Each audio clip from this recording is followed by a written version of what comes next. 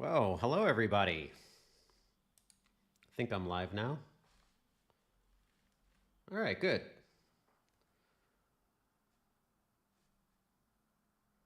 So one sec, we're gonna do the usual kind of roll in for a few seconds. 1 second. Good to see you all. I see everybody's really, wow, you already a long list of super chats to get through. Wow, okay. You guys are really serious about making this last 4 hours, aren't you? Oh boy. Well, I mean, last day of the year, so you might as well. I know we've missed a few months for these live streams, so this can be kind of like a super live stream, I guess, as we get through this. So I think it's, for most of you, it's still December 30th. Here it's actually the 31st now for anybody in Asia. It's we're a little bit in the future, so it's New Year's Eve here.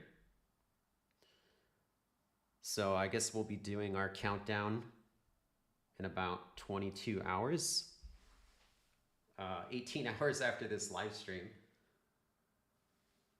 So yeah, I'm looking forward to seeing all the fireworks around the world a little bit later on, seeing what they do this year. All right, I assume that you can all hear me okay and I'm not having any audio issues. Otherwise, you guys would be letting me know pretty quickly. So, all right, welcome to Q&A live stream episode 29, the end of the year holiday special. So, yeah, we're gonna kind of do a wrap up.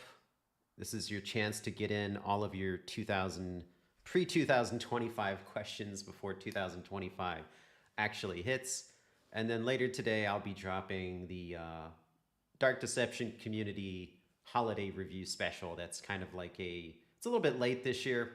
We usually get it out before Christmas, but there was a lot of stuff in the way this year. So it's more of just kind of be a transition between New Year's and Christmas, but it's got all of your kind of season's greetings, wishes in it. A lot of tributes to fans and the fan games. So it'll be a fun watch for all of you, I hope. So I don't know if there's a lot of new people in this live stream, but just in case there are, the way we kind of do this usually is this is just a video I do to allow the fans to kind of ask me their questions that they've been dying to ask me about any of our games. It doesn't have to be Dark Deception. It can be Monsters and Mortals or Super Dark Deception or any of the games we publish. Anything that you're a fan of, or it can just be all of the above. It's up to you. But this is your chance to ask me directly. You know, the contact at Glowstick Entertainment email can be a bit of a pit. It gets a lot of emails every single day, so you may not get your questions answered through that. So this is just a good chance to do it face to face, and I get to talk to the community, which is awesome for me. So we'll kick it off with the members. Members are pretty much our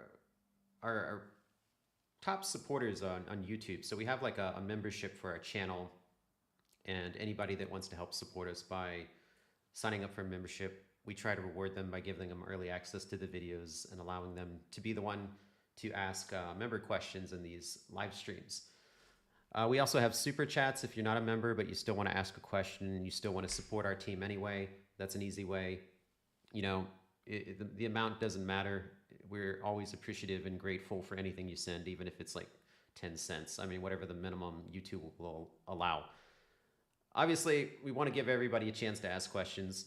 So the only thing I ask you to refrain from, which I asked in previous videos, is to send like 30 microtransaction super chats in a row to get 30 questions in. I'd rather you just lump that all in as one and then put a list of questions in that super chat so I can go through all of them for you. That way, you know, the next person has their chance to ask their question too.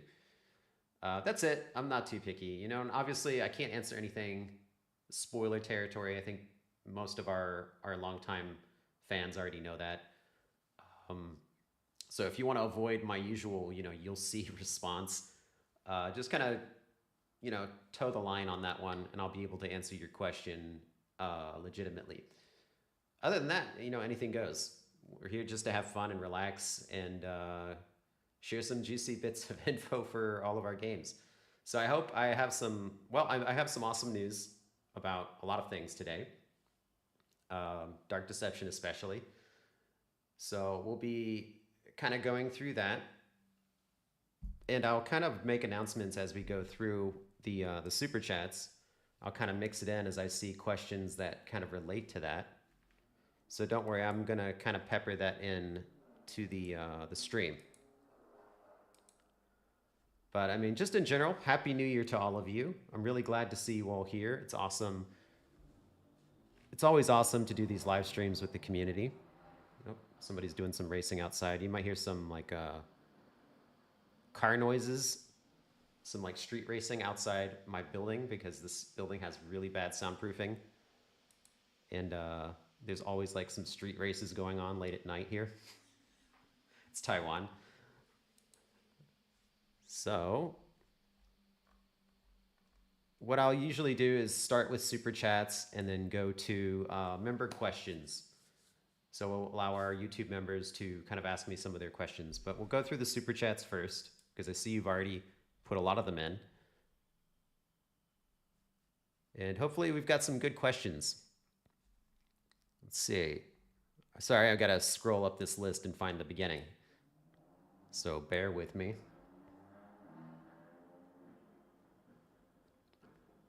So I've got one from Isaac Smith, threw in $5. Thank you, Isaac. It says, can you confirm if there are any monsters in Chapter 5 we won't see in any trailers? Yeah, I think that's a pretty safe bet. There's obviously some characters in Chapter 5 that I haven't talked about. Actually, there's a number of them. I haven't revealed them. They do kind of come into the later stages of the game of Chapter 5. And they do kind of set up, you know, the sequel to Dark Deception. Kind of like a play into what's coming next after Chapter 5 ends. So obviously I don't want to reveal them. That would be spoiler territory. They may be familiar characters that I have hinted at before, and I just don't want to draw your attention back to it, or it could be completely new characters. That kind of remains to be seen. But yeah, I am hiding a lot of stuff from Chapter 5 intentionally. And I know a lot of fans beg me to do a show all, but you know, that works if you just want to see the game on YouTube. But for the people that want to play the game, that just kind of ruins everything if they get, you know, everything spoiled up front.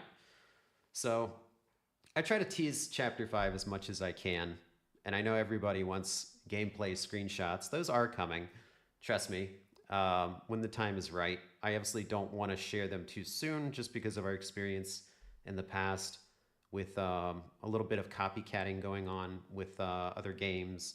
We don't want our ideas to be taken from us before the game even launches. We know this is a long development cycle. So there's a lot of opportunities for other games to, you know, borrow our ideas and not credit us or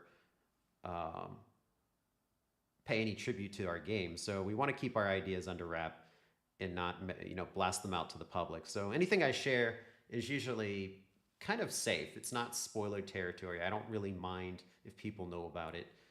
And I kind of space it out just to kind of fill the gaps because, you know, this game is taking a little while to finish. That's an understatement, right? 3 years, a little while. So let me see. So yeah, that's a yes on that. Oh, we got another one. I didn't see. Isaac Smith actually has 2 in a row. He threw another 5 for 10 total. Thank you, Isaac.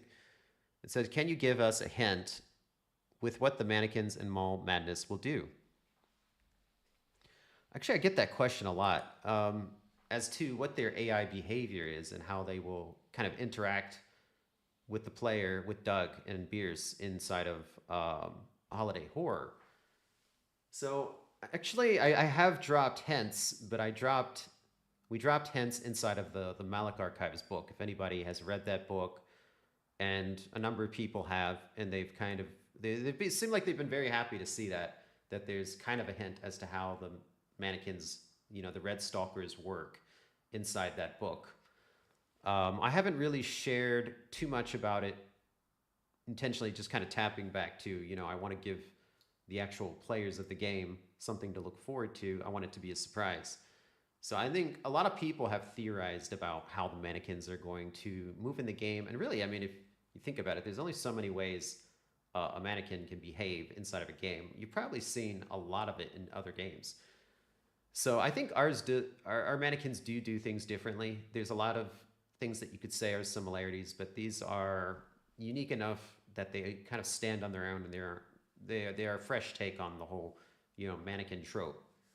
I think you'll have a hard time finding any mannequin behavior that matches Dark Deceptions in other games. Um, so I've kind of dropped in the past that they're fast, that there's more than one type. I'm trying to think what else has been said that I can't really, or that I can repeat. And I think I've kind of left it at that. I haven't told what types of mannequins there are. You've seen the male and the female. They're kind of the default generic types, but there actually are specialized types of mannequins that get a lot more freaky. So, yeah, Puppet King, a king has an army, and he definitely has his army of mannequins, his army of puppets. So, you'll get to see a variety of different mannequins, and each one has very different behavior. They're not, just reskin doing the same thing between different body types. They all have unique behaviors that you will have to use different powers to avoid. So it will require a little bit of strategy to get through holiday horror. I think it's not going to be able to, one power fits all. You could probably, I mean, if you're really good with the power, you might be able to survive that way. But I think it would at least be a little bit more difficult to pull off, given the abilities of some of them. So let me think. Well, let me go to the next one.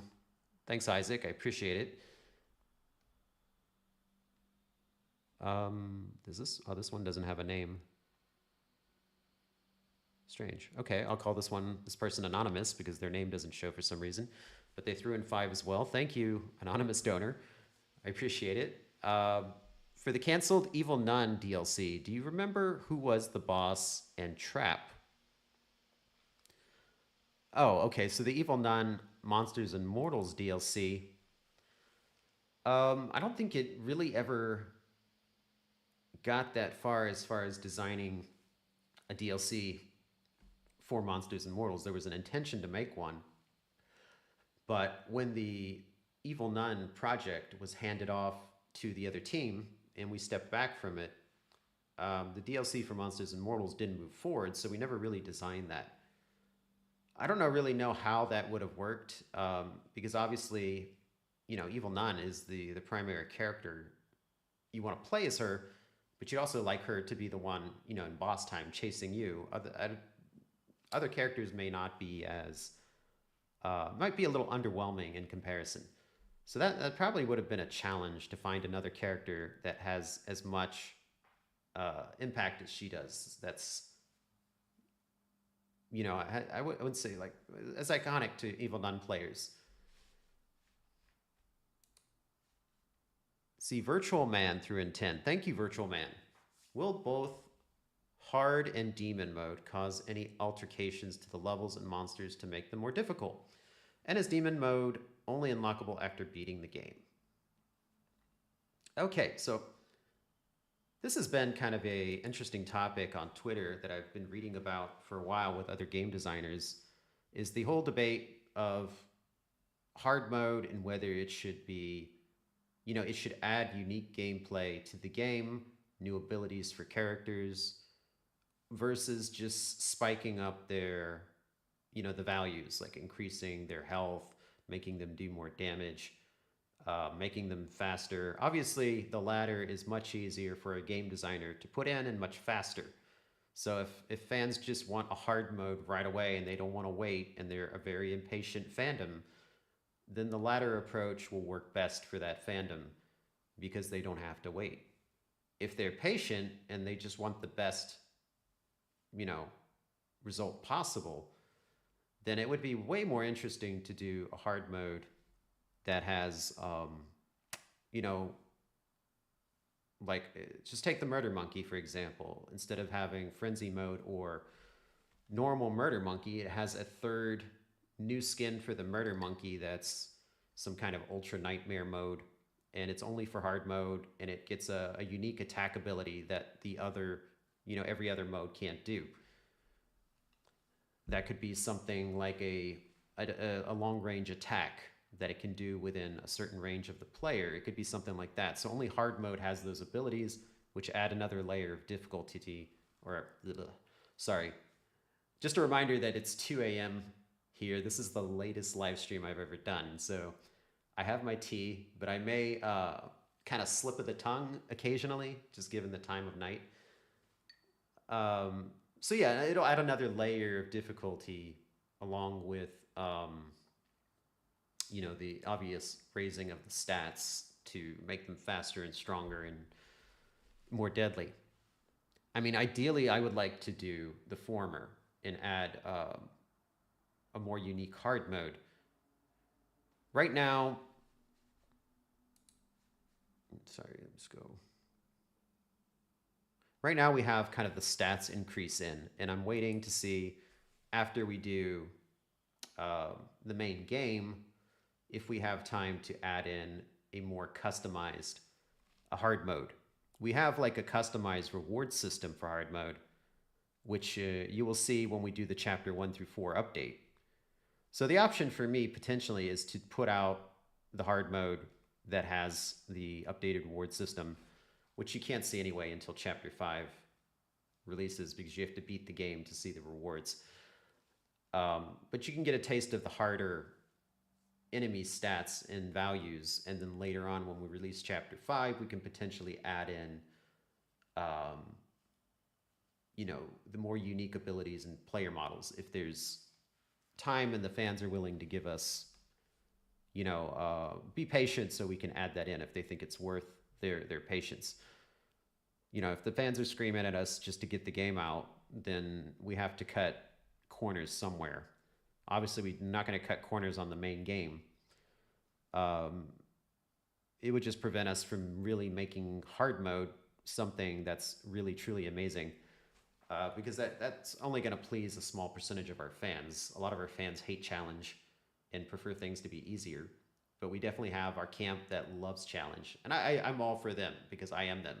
I love challenging games. I play everything on whatever the hardest mode is because a lot of times that's required for the trophies, and I always want to get platinum if I can. So I pretty much play the hardest mode by default to prevent having to do a lot of replays. So I get you guys a lot. I'm gonna do the best I can with that, but we'll kind of see how that goes. But that's a good question, Virtual Man. Thank you.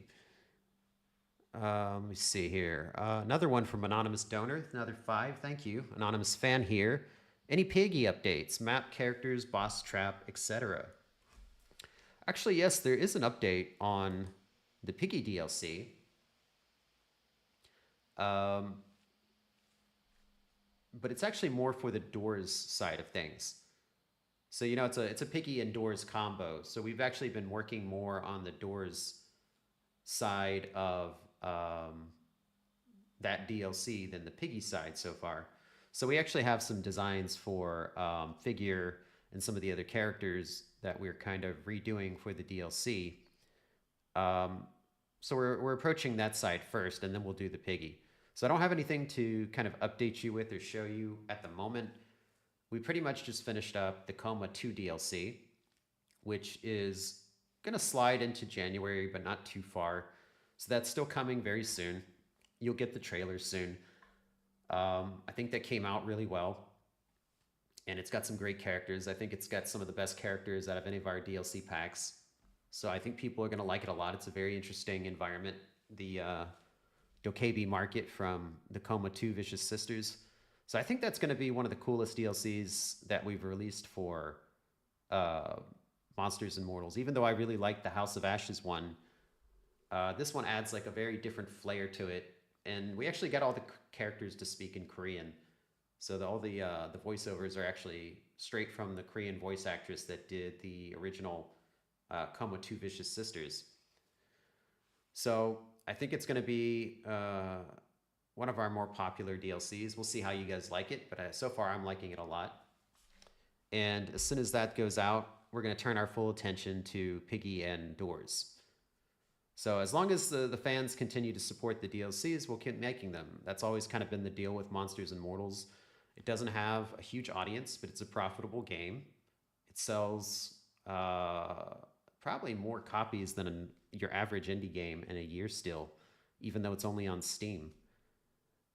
I think even though it's 4 years old, I think it sold like 40,000 copies on Steam this year. So, I mean, it's doing well enough to sustain it.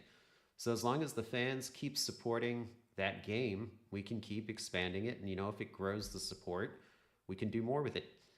So I hope, I'd like to see there be life in the first release of Monsters and Mortals beyond Piggy and the Doors combo DLC. That is kind of our attempt to grow the audience a bit, to get more. I see people, the toxic fans continue to wave the Steam charts concurrent player count, but like I've said in the past, that's not what the game's success is measured by. It's measured by sales.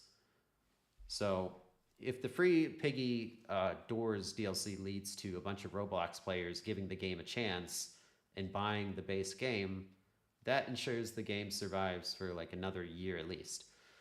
So, like I said, this is a game that is entirely in the hands of the fan base. As long as the fans support it, we'll support Monsters and Mortals. It's been profitable since 2022, so we're not losing any money on it. As long as it stays that way, we can keep making new content. So there's a lot of new DLCs I think we could do with Monsters and Mortals. I don't know which ones the fans would like to see at this point. I know there's a lot of very differing opinions. I've heard people say Amanda the Adventurer or something like Indigo Park. That's the YouTube side. I've had people ask for, popular indie titles like Crow Country. I'm trying to think some of the other ones that have been mentioned to me. There's AAA ones. Resident Evil is always a popular request. But like I said, the more popular AAA ones require, a lot of support from a fan base, like big numbers, to get them to agree to it. So we're a ways away from that. Maybe that won't happen until Monsters and Mortals 2. I don't know. But yeah, so that's the status of Monsters and Mortals right now. I'll talk about that a little bit more. I know some fans have asked me about the status of the console releases. And that's something I have some information on. I'll share it briefly in a little bit. First, I'm going to just keep going through the questions, and we'll get to that. But it will be addressed today, along with some other stuff. Okay. Let me scroll down and see what's next. Doomsday Rex threw in £5. Thank you, Doomsday. It says, have all of the major characters and monsters in Chapter 5 been teased yet? If not, any hints or teasers for them? Okay, so this is kind of a similar question to the one I answered earlier. Yeah, so I've mainly focused on, just to elaborate on what I already said for anyone that's just joining, I mainly focus on Prison Panic and Holiday Horror. Some people were able to dig into Super Dark Deception and find the name of Malik's level, which is Fear Fortress. But I haven't shared anything about Fear Fortress. That's obviously the climax of Chapter 5, so I don't want to reveal anything about it, including which characters appear in it. So I've only really shown information for the first two levels of Chapter 5, with Holiday Horror and Prison Panic. And as a lot of you will agree with me, I haven't exactly shown a lot about those either, intentionally. So we haven't seen, screenshots. I've shown art. I've shown Puppet King. I've shown some of his Red Stalkers, but I've only shown a very small number of them. Prison Panic, I haven't revealed anyone except Darkstar. I've hinted at one of the other characters, but I haven't tied them to that level yet, and I'm not ready to yet. So, fans can kind of guess based on what I've shown which ones go to Prison Panic. I think some of them have already kind of started doing that, forming theories. But yeah, I would say a very large chunk of Chapter 5, at least, 80% of, probably more than that, 90% of Chapter 5 I haven't shown. And that's intentional. I know that makes some fans upset. They want to see everything in advance. but we can't do that. So I'll tease things. I'll try to tease as much as I can, but my obligation is to make sure the game is a really awesome experience for everyone when they finally get to play it. Because a lot of new players are going to come in when Chapter 5 is finally out and it's finally a complete game, and they'll play through the whole game from monkey business or all the way to all the way to the end of Chapter 5. So I want to make sure that nothing is spoiled in advance for them. Let's see, another one from Anonymous Fan. Thank you, $10. I know you can't say the origins of the Red Stalkers. Yes, that's a you'll see question. But can you confirm if each Stalker was immortal on Earth in their past life?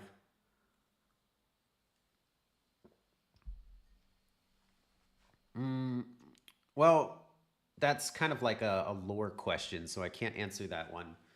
I got to save that for Chapter 5. There are a little bit of hints of what the Red Stalkers are inside of the level, but I don't dive too deeply into the Red Stalker lore in Chapter 5, because the focus is entirely almost on Puppet King and his background. Um, he does kind of eat the scene, uh, and of course Malik's involved as well. So the focus is on the primary characters and Doug and Bierce. So you will see a little bit, but that's something I may just give a hint of now and develop later on as the Dark Deception series goes. But at least you'll have enough to kind of theorize on their background. Let's see, next one is Isaac Smith again, through another 10. Thank you, Isaac. You told us in a previous live stream that Chapter 5 will explain why we couldn't use Primal Fear on Joykill when he cornered us. Will that go for teleporting as well?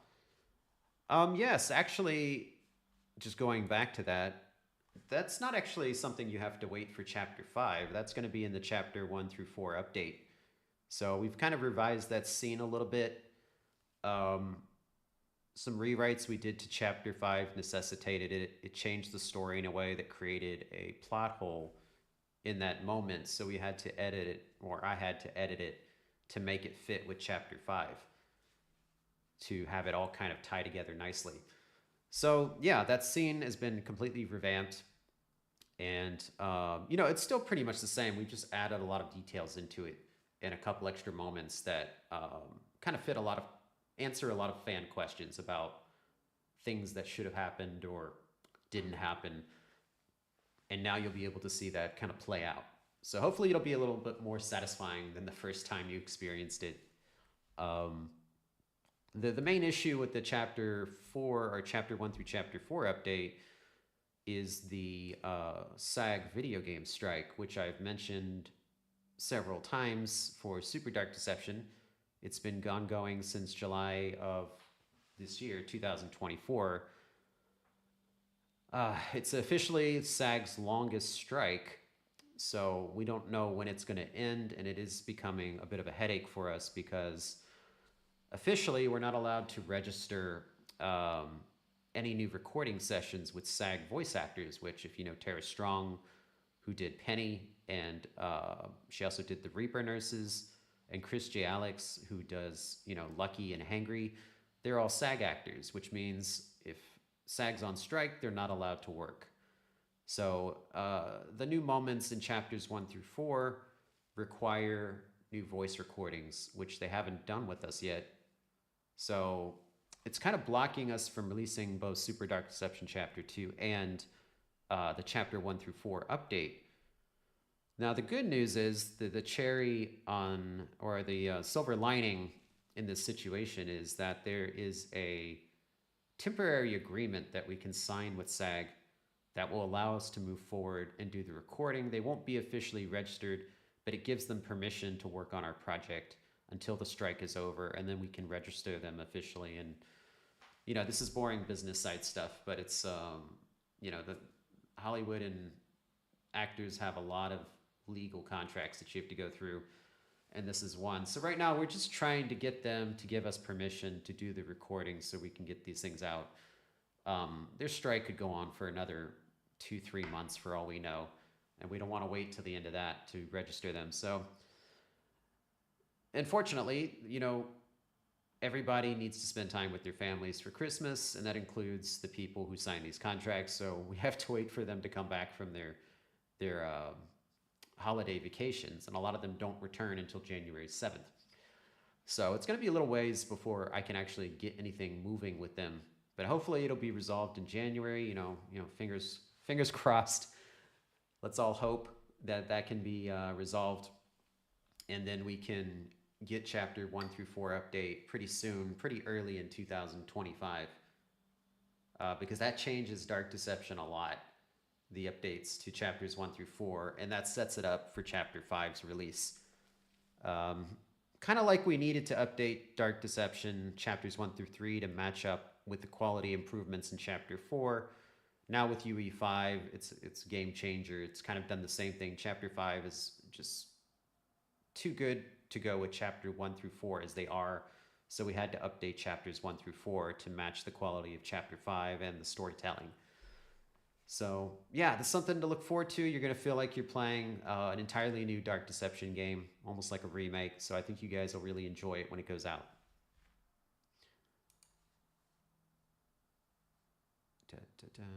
Where was I at? Okay, another from Anonymous Fan, an Anonymous Fan. I don't know if these are all the same or different people. In the past, your Monsters Immortals Twitter account hinted at a Vault of Fail, mentioning Murder House and Catherine Full Body. You said you can share them because no NDAs were signed and that there were more. Can you tell us the others? Yeah, I mean, I'm not going to share them on the stream, but I can put out more videos to kind of show. The whole Vault of Fail was focused on the ones that we had trailers for. Now, obviously, every entry in the Vault of Fail doesn't have a trailer. We never got that far with them. Some of them were in kind of the contract phase. So I can say there is one I can mention that we do have an NDA with, so I cannot discuss details. But I can say who it was. We were talking with Sega. So we were talking with Sega about 3 of their franchises that a lot of people know. They're popular, but they're older. Very well known. And Catherine was Atlas, so it was part of the discussion, but that was separate from the Sega franchises. So that didn't work out. There was just some terms in the clause that were not beneficial to Glowstick Entertainment. I can't say which ones or why, but there were no hard feelings. It just didn't work out, and we kind of agreed to not go any further with the discussion. So instead, I think after that we pursued which franchise House of Ashes came after that. So instead we talked to Supermassive Games when the Sega kind of collaboration didn't work out. So that's the only one I can mention off the top of my head that I can think of now. There are more. I'd have to just kind of dig through all the pitches we did along the way. Some of them are just long shots. We're just kind of just seeing if there's any interest at all. Like we already know there's like no chance of it being approved. And then surprisingly, it's always the indie collaborations that are the harder to get. The indie, I've said this before, the indie developers are much more hesitant to collaborate. They are more protective of their work, not as trusting. So AAAs, all they care about is, do you have the numbers? If you have the numbers, they say yes. It's very easy. It's just the paperwork, the contract can get very complicated with a corporation. You have to read everything because they slip in a lot of poison pills and bad faith language. So if you're not as experienced in contract law, you could agree to some like a really bad situation.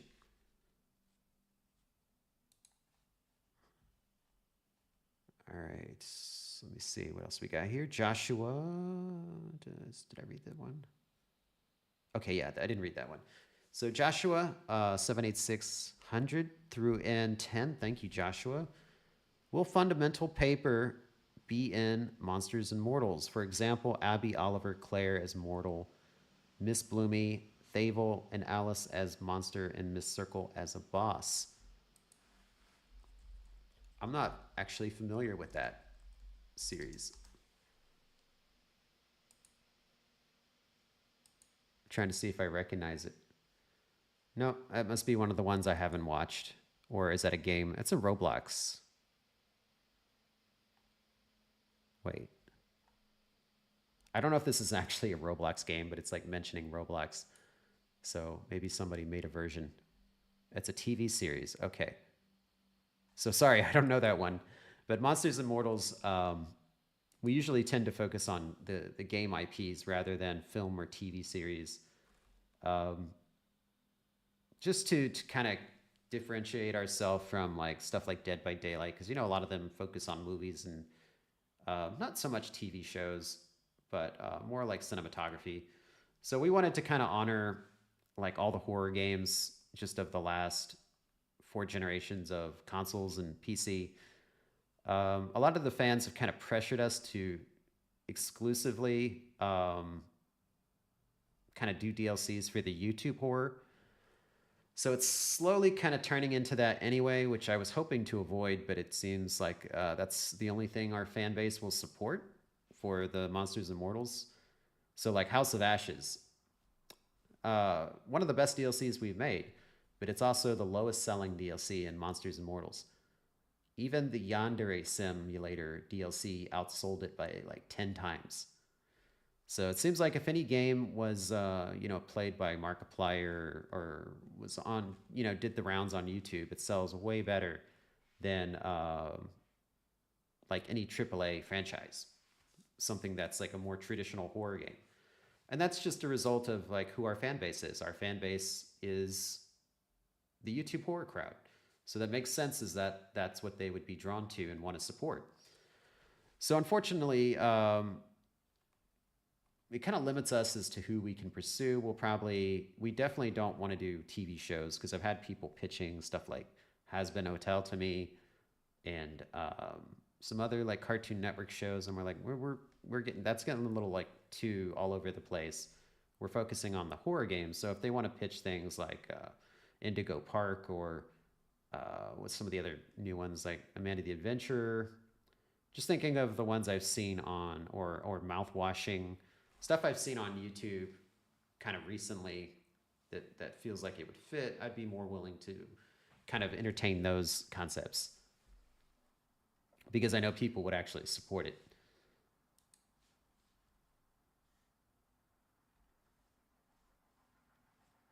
All right, let me see what's next. We got another anonymous fan donation for 5. If we ever get a custom level editor for Super Dark Deception, will Bark Bark Games allow you to use some of their monsters from House? That's a conversation I could have with Bark Bark. They've been pretty cool about doing crossovers with us. Obviously, we're publishing their games, House 1 and House 2, and they want us to help them reach more of our fan base. So they're very open to us including House inside of Super Dark Deception and anything else that we put it in. So yeah, I think if we had a level editor, they'd probably be pretty cool. I mean, since House is already in Super Dark Deception, I think they'd be pretty cool if we put in some modular pieces to kind of build your own house maze. So I think that's what it would be. It would be like a modular tile set of like the house interior pieces, and you could arrange it however you want. And then we'd have like a couple house 1 or 2 enemies that you can kind of place and activate inside of that maze using their own custom behavior set, or assigning a different character's behavior set to it. Like, I don't know, like you could put Daddy in there, but give him the murder monkey AI. So he would just mindlessly run after you. Something like that. I really do hope we get to the level editor. So we're getting close. We're about halfway there. I think when Chapter 2 goes out, that will get it over the hump. Because right now, I think there's a lot of people that are kind of waiting for more content because, it's full price up front, which makes sense. And I think Chapter 2 will kind of push it the same way that Chapter 4 pushed Dark Deception. So I think I'm pretty confident we're going to reach that goal and be able to do the level editor. So I'm really looking forward to it. The first thing I wanted to do was introduce the arcade, which I think adds a lot of fun to Super Dark Deception outside of the main story campaign. And you'll get to see that in Chapter 2. And I've been teasing that a little bit, but there's actually a couple games I haven't shown yet. So you'll see that fairly soon in the trailer. We have another anonymous fan donation from anonymous fan. After Piggy, Coma, and Doors, will Monsters and Mortals be done with DLCs, or will there be future ones? Well, as I've said before, I think after Piggy and Doors, it's a good time to take a break from the DLCs because Piggy and Doors is free. It's a free DLC. All you have to do is buy the base game, which is often on sale for like $2. And I think it has a good kind of roster of DLCs at that point. Even with Silent Hill license being up, we still have a lot of really cool remaining DLCs, including like House of Ashes, which needs more support, and Poppy Playtime, which has done really well. And I think the Coma 2 is going to do well as well. Even though a lot of fans have never played the Coma 2, they're drawn to the character design and the environment. So hopefully they'll give it a chance.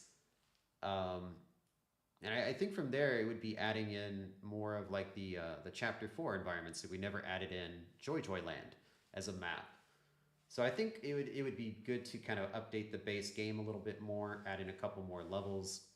But again, that all comes down to the fan support.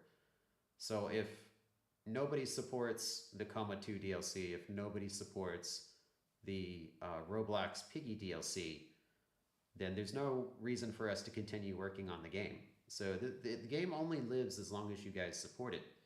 That's always the condition, and that's always how it is moving forward. The instant the fans stop supporting it, but keep demanding new content, it doesn't work that way.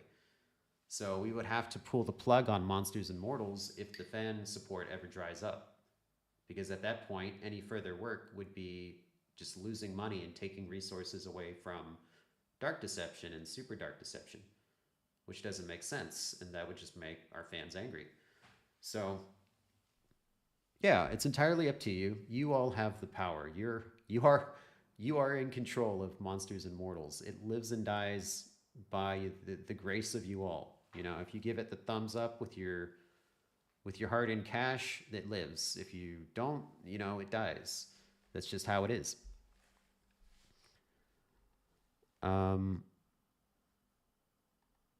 I think Monsters and Mortals had a really good run. I'm really proud of Monsters and Mortals and what it's been able to accomplish, selling, over almost 140,000 units on one platform, and we haven't even put it on consoles yet.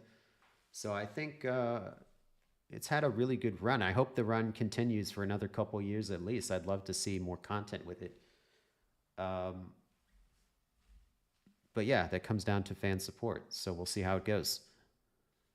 Next question. Virtual Man again threw another 5. Thank you again, Virtual Man. Will Monsters and Mortals eventually come to consoles? And how's it coming along for Torment Therapy, Mascot Mayhem, and Barely Buried? Any other packs for Monsters and Mortals? Okay, so that kind of brings us full circle to what I talked about earlier, which is the console releases.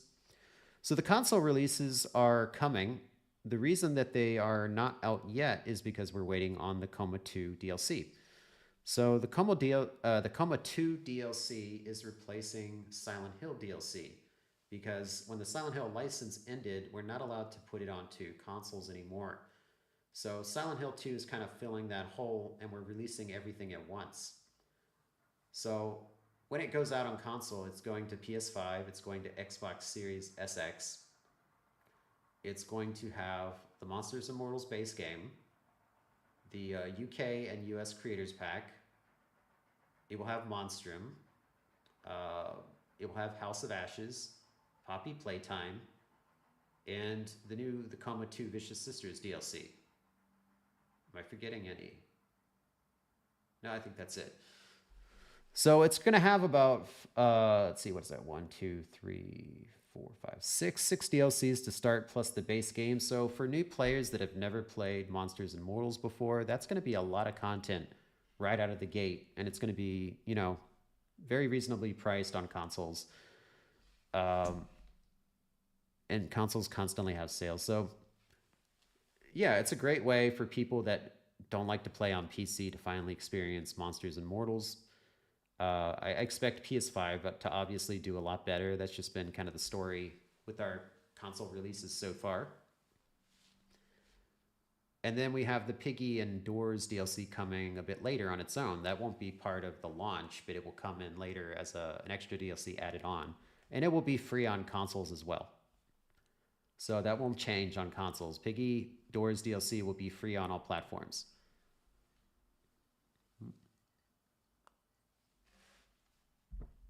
And then as far as your question for the, where's that at? The Chapter 4 levels, like I said, after the DLCs are done, after we get the console versions launched, then we can kind of look at, assuming the fans are supporting the game well, we can look at adding those Chapter 4 levels. And as far as the timeline for when the console versions are going to release, by my estimations, I would say probably between February and March. Now, obviously, take all of my estimations with the grain of salt. Everyone knows that things can go wrong. For example, if there's any kind of bug that we missed and Sony catches it, they're going to send it back to us and ask us to fix it. And then we have to resubmit it to them again, and that adds an extra month. So things like that can happen. It's just part of the process. So best case scenario, February or March. Worst case scenario, it could slide March to April or May. I don't know. I'm gonna, hope for the best. If we can get it through with no technical issues, no errors reported, and no game-breaking bugs, then it should be approved in the first review, and we can avoid all of that unpleasantness and get it out fast. So I'll have a good idea when it's going to release after it kind of goes into the review process in January. So it won't be too much longer. And I'll be able to give a more accurate release date. But for now, that's the best I can do.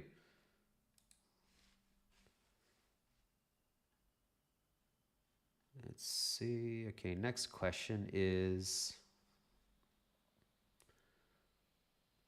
Sir Chicken Nugget threw in 5. Opinion on potatoes.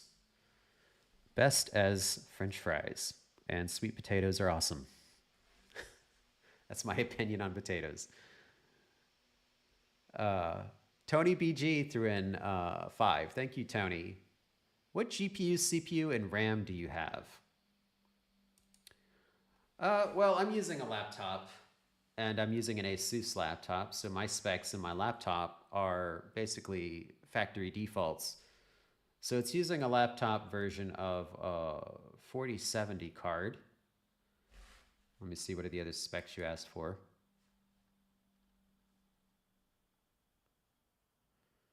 CPU, I'm trying to remember what the model is, but it's Intel. It's one of the i9 series, and as far as RAM goes, I believe it's 64 gigabytes of RAM. So this is a development computer. I don't play games on this. We use this purely to develop the game, and we test on a weaker laptop that has about a 3070 card in it. That's also a laptop card. So about one generation back. So we have a variety of devices here. And unfortunately, when we do gaming, we tend to do gaming mainly on consoles and mobile. And some games I'll play on PC, but whenever we're on PC, we're working on our own games. So we don't have a lot of time to play on Steam. I think recently I did play on Steam a little bit to try out like Super Horror Bros game and Rocket's game as well, Don't Fret. So I was playing some games on Steam to help out friends and try out their games. But I haven't got to play Steam for myself for a while. So I've been playing PS5 with some of the open world games, as I've kind of shared on Twitter with Black Myth Wukong and Stellar Blade.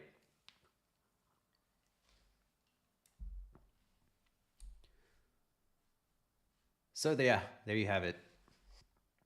Let's see. Initial Dragon through in 2. Thank you. Will Tubbs make a Dread Ducky? Tubbs makes ducks. Oh, I know Tubbs.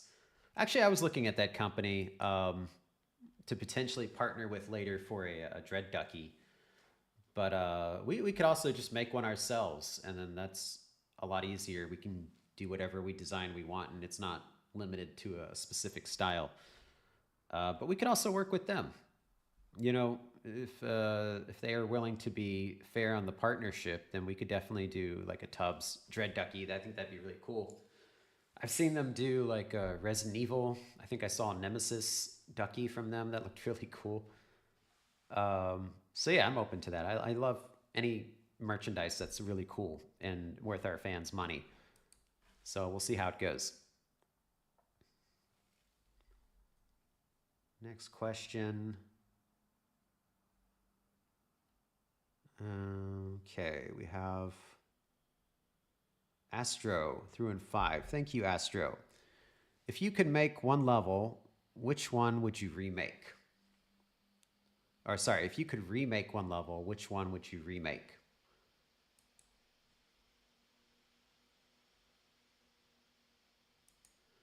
Let me think. Trying to think if there's any level that I wasn't happy with.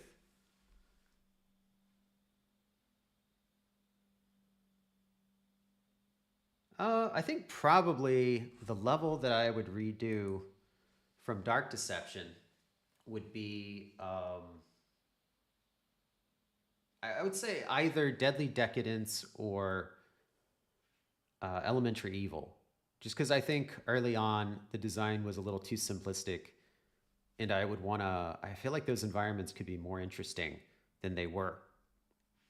So I think those would be the ones I might redesign if I could, if I had that time and stuff.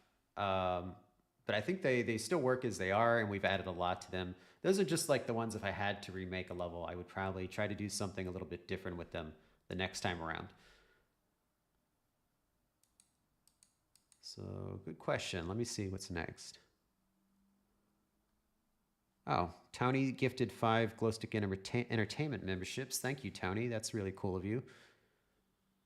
See, Mr. Saturn threw in 5. Thank you, Mr. Saturn. Hey, I see a plush top shelf far right that I don't recognize. Is that a new character reskin, or is the lighting messing up the view? Let's see. Top shelf far right. Let me see what you're seeing. Oh, yeah, that's a Discord plushie for having our Discord server they sent to us. So yeah, it's not a Dark Deception character, but good eye seeing it as it's so blown out with the lighting. It's hard to see anything on that top shelf other than Golden Malik and Redcoat Watcher. So yeah, that one is not Dark Deception. See, Shayla also threw in 5. Thank you, Shayla. Firstly, my mom and I like the Dark Deception story. Well, thank you. Secondly, her name is also Penny. Interesting. That's my wife's name too. So awesome to meet another Penny. All right. Let's see. Scrolling. Oh, YouTube's doing its jump thing real quick. Let me find my place.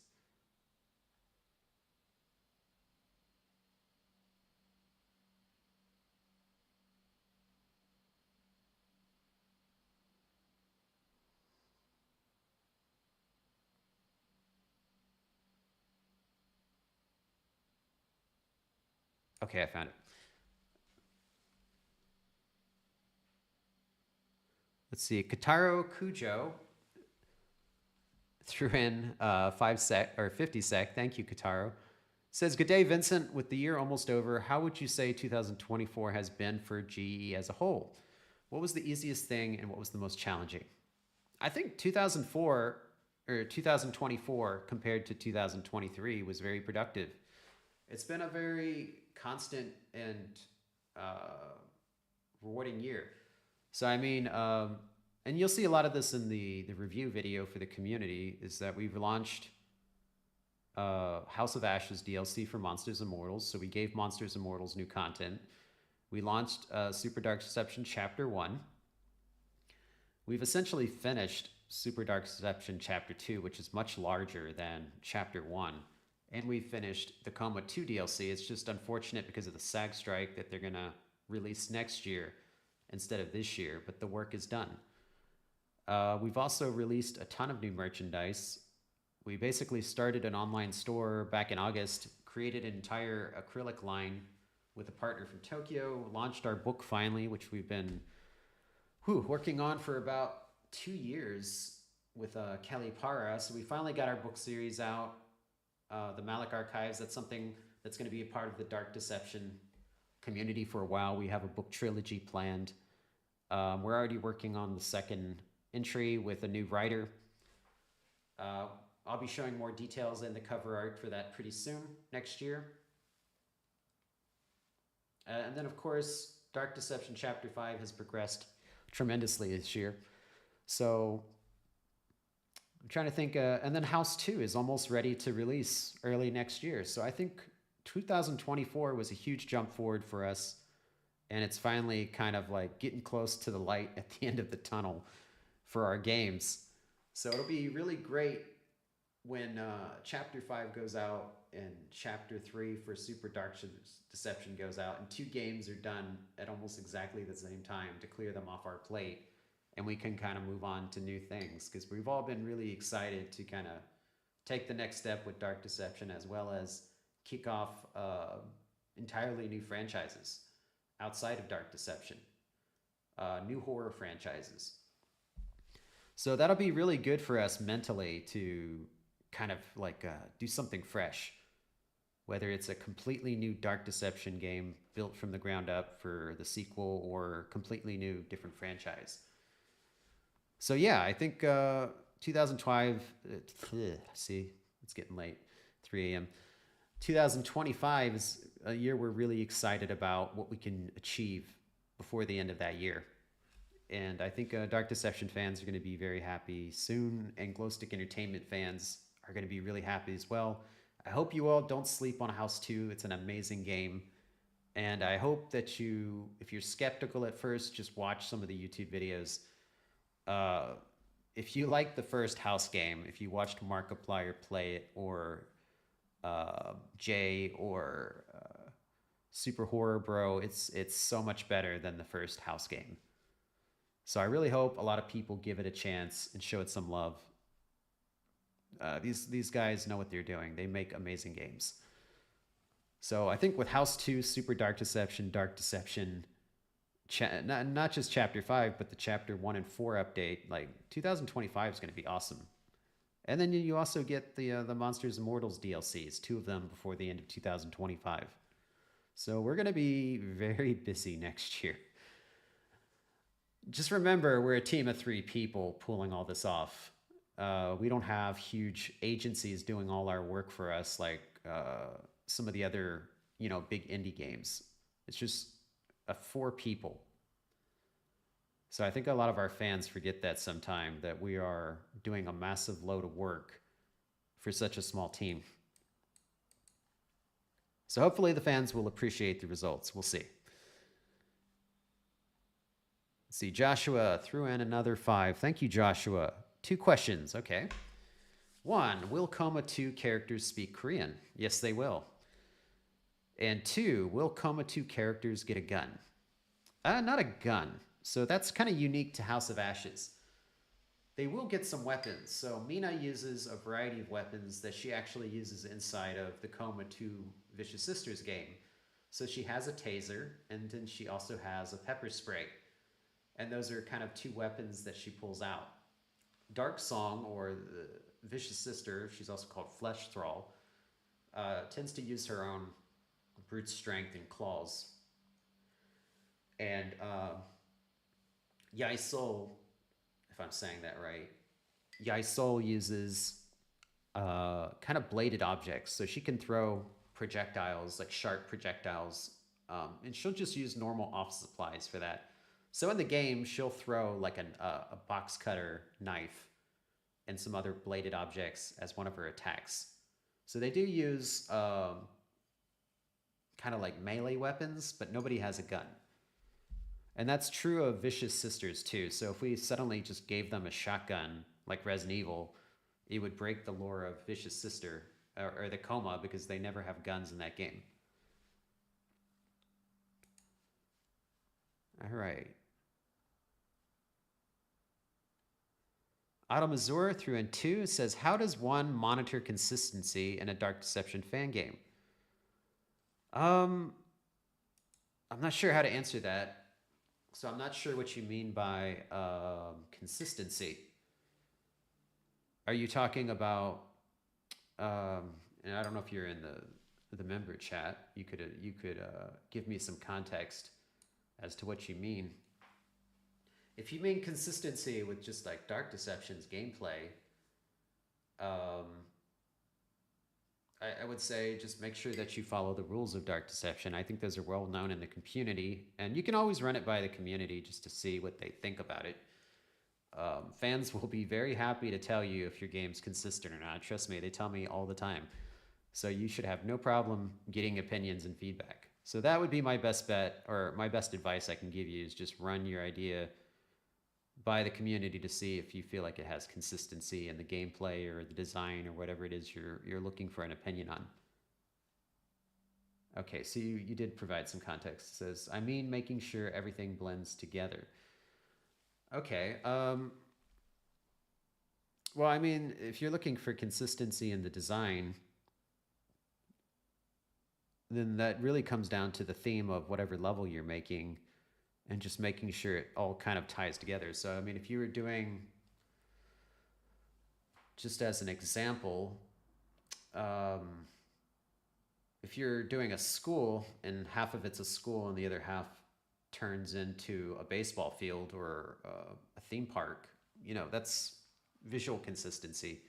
Might throw players off. You could sell it as an abstract world or a psychological thing, which would fit. So it really depends what your theme is and what you're trying to achieve as to what kind of consistency you do with it. So I don't know if that helps, but yeah, I mean, if you throw your questions to the community, fans will see it, and there's maybe a chance that I will see it. You can also feel free to share your work with me on Twitter. Just tag me in your tweet. I'll take a look, and I can tell you kind of my fast opinion on it. That's one approach if you just need somebody to bounce your ideas off of or get feedback. That's kind of the best I can do. But I would still say the best bet is the Dark Deception community itself, as I think they have a pretty good eye for that kind of thing. So yeah, I mean, that's what we're all here for. We're all part of the Dark Deception community. Use the community. That's what they're all here. They're all very happy to help. So definitely use them as a resource. I think most of them are very happy to help out. Okay, Virtual Man through another 10. One cool idea I have for Dark Deception 2 Nightmare could be an underwater themed level to take advantage of those with thalassophobia. I even have a name, Underwater Umbrage. Well, that's a good name for a level related to water. That sounds like something you could make a fan game out of if you wanted to, or even just to do it as art, just to explore what your idea looks like. Try it out, because, you know, if you sit on it too long, you might forget it and not remember what it is. I've lost a lot of good ideas that way. I didn't write them down. Then at least if you can't do it right now, you can go back to it later when you can.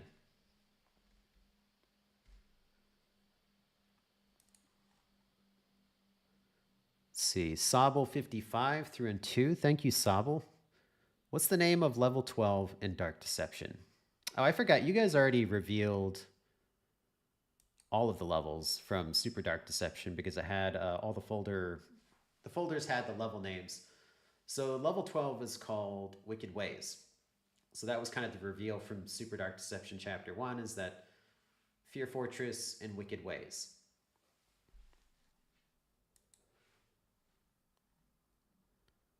And they were numbered in order, so that's not spoiling anything.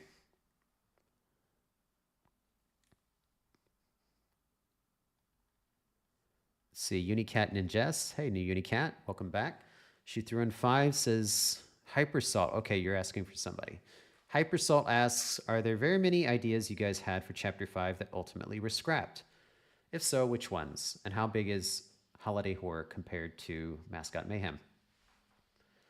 Well, yes, there's a lot of ideas that were scrapped with Chapter 5. It's gone through several rewrites, mainly to kind of smooth out plot holes and to change endings. It's just part of the process as we went. Things that I did on my side because I'm writing that. Like I've shown before, the script for Chapter 5 is much, much thicker than the script of Chapters 1 through 4 combined. So yeah, there's been a lot of scrapped ideas for that I can possibly share later after the game releases, but I can't share them now, obviously. They still contain details of like what the ending would be or the story. Some of the changes are minor and may not be major, while other ones are major. But either way, they're all in spoiler territory, so I can't disclose them to you now. Isaac Smith threw in another 5. Thank you, Isaac. Will Chapter 5 be bigger than the previous chapters combined? Oh, yes, much bigger. It's as I've kind of joked around, Dark Deception Chapter 5 is basically Dark Deception 1.5. It's not, the sequel, Dark Deception 2, but it's almost like its own game. So it feels like a transition sequel. Kind of a game between the next game. So in my eyes, chapters 1 through 4 is Dark Deception, and chapter 5 is Dark Deception 1.5, leading into Dark Deception 2. So it really is almost like 2 games, but we're sewing them all together and calling it one game.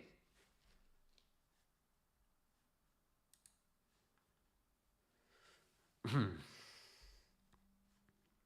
right, let me find my place.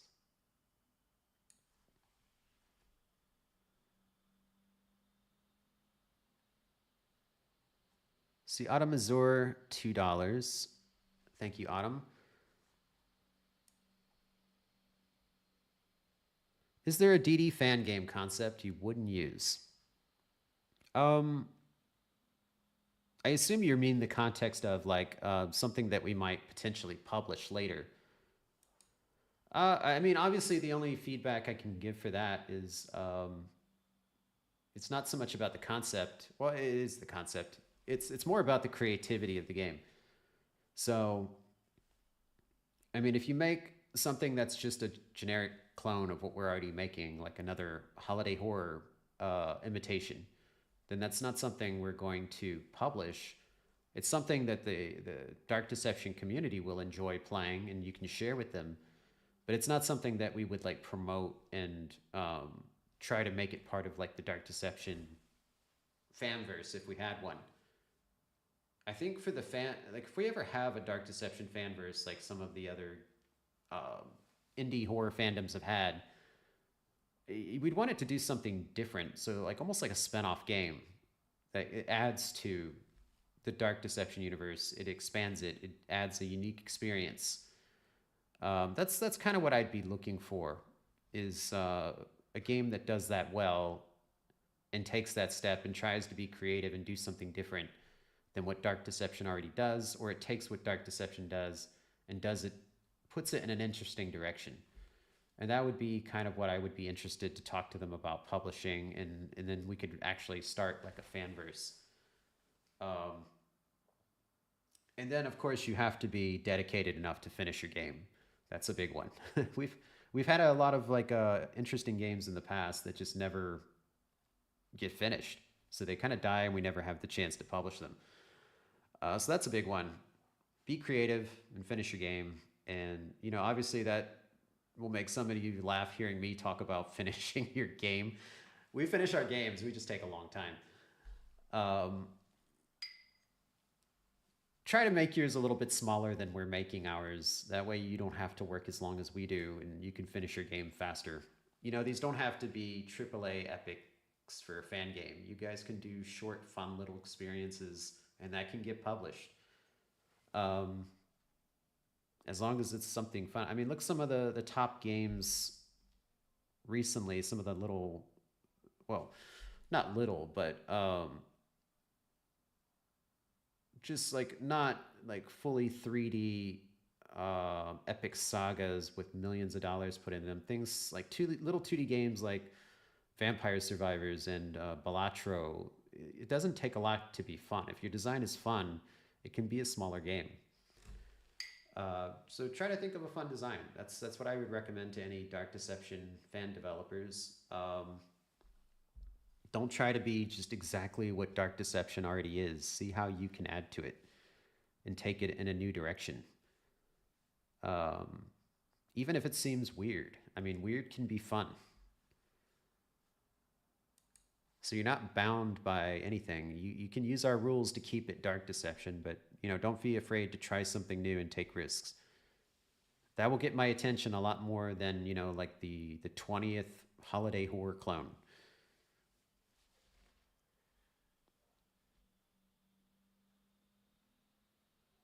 Let me see. Okay, another one from Unicat Ninjas. She threw in another 5.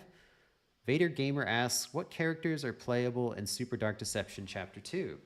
Will Phantom Malik be playable in Super Dark Deception, and will we receive more Super Dark Deception soundtracks? Yeah, actually, just going off that last one, I think I'm kind of overdue to add a couple more Super Dark Deception Chapter 2 soundtracks, so I'll be adding that soon. A lot of people have asked me about the Chapter 2 trailer, just to kind of segue into that since we're talking about Chapter 2. The Chapter 2 trailer by Crispy Boat is done.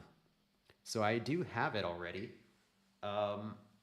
Releasing it really comes down, and of course I have a lot of people who are big YouTube fans. They spend a lot of time on YouTube. They want me to just drop it right away because they want to watch it. I understand that. The problem is the video is not just an entertainment video. It's to market the game. So we don't want to release it too far ahead of the game, or the hype it generates will die off before the game has a chance to launch. So ideally, I'd like to release that within a week of the game so that it can actually, you know, have an impact on sales of the game and help. If we release the trailer and then the SAG situation delays us a month, any hype that video generates is going to be dead by the time, you know, the game goes out. And it doesn't, obviously the Crispy Boat trailer is the one that a lot of people like a lot and got more views. The gameplay trailer did pretty well too, with like 180 or 200,000 views. But the Claymation trailer gets much more attention. So we definitely want to put that close to the game release to really help the launch of the game. So for the people that really want to see it, I understand. And this one's much better. It's much better than the first one, and it's twice as long. It's like a 2.5 minutes long trailer. So it's really long. And I'm doing a couple edits to it still that will probably make it a little bit longer. Like, I get that you want to watch it, but be a little patient and let us release it at the right time so that it helps the game. Because ultimately, that's why we made that trailer, was to help the game. And helping the game gets us to those sales goals that allow us to add extra cool stuff to the game, which is kind of in all of your interest. So to answer the last 2 parts of your question, the characters that are playable in Super Dark Deception Chapter 2, you'll get to play as basically all of the Chapter 3 and 4 characters, the remaining Chapter 3 characters. So the Clown Gremlins, the Reaperners, you get to play as them. The Joy Joy Gang, so you can play as Lucky, Hangry, or Penny. And of course, Barely Buried, Mama Bear, and Trigger Teddies. So it adds a lot of characters. And then another thing I haven't announced, which I still can't fully announce yet. I was trying to get clearance before this live stream, but I wasn't able to reach them because obviously they're also on Christmas vacation, and they won't be back till after New Year's. But I'll probably announce it next month. is that we do have our first Super Dark Deception DLC. So this DLC is a licensed game that's very well known, and that's what I can't announce yet, but I'll be announcing it once they give me their permission. And it's going to be a customized map that you can play inside of the arcade in the archive room. And that's where all of our DLCs will be playable. As you go to the archive room, you go to the arcade cabinet, and then you can play any DLC that you purchased.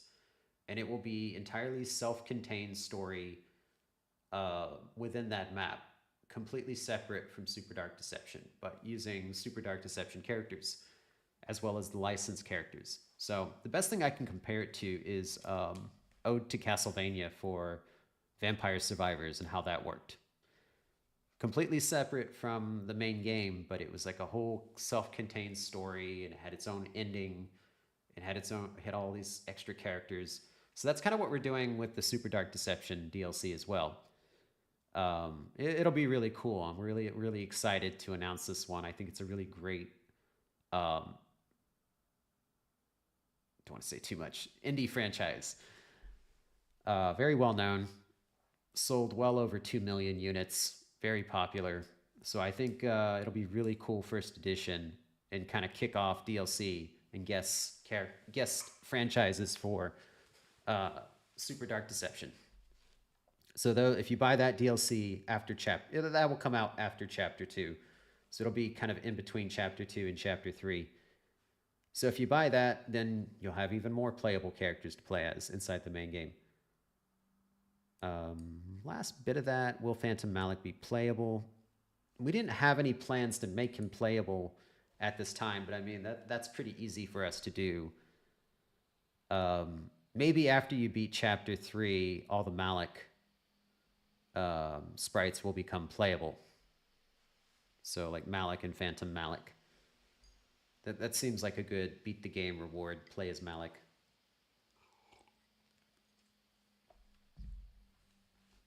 Okay, let's see what's next.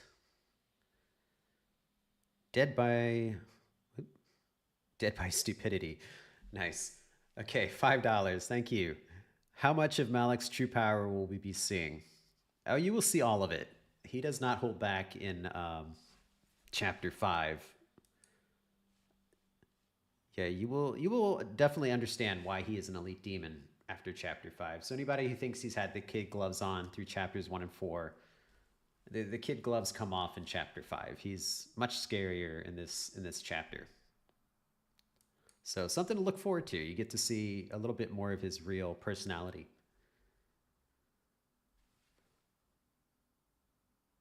Autumn Azor, who would you pick as bodyguards for out of Malik's minions? Oh, definitely the Reaper Nurse. I don't know why, they just look like bodyguards to me. Like have a platoon of them around you with their syringes. They're fast, they're agile, they're like ninjas, assassins. I would definitely feel safe with a platoon of Reaper Nurses around me.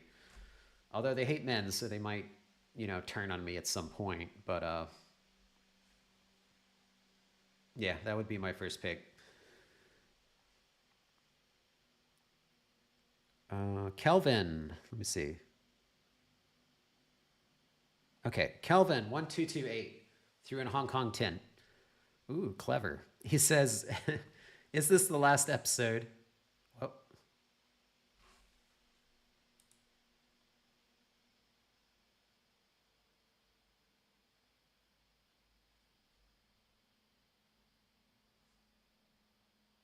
I don't know what happened there. Am I still live? Yes, I am. Okay. Sorry, guys. YouTube had a weird hiccup and gave me like a dead screen. So sorry for any awkward pause you saw. Let me go back to that.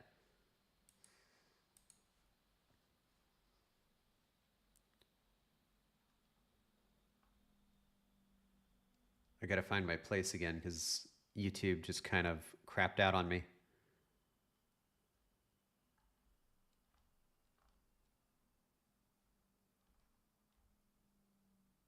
Well, you guys are busy with the super chats. Holy cow.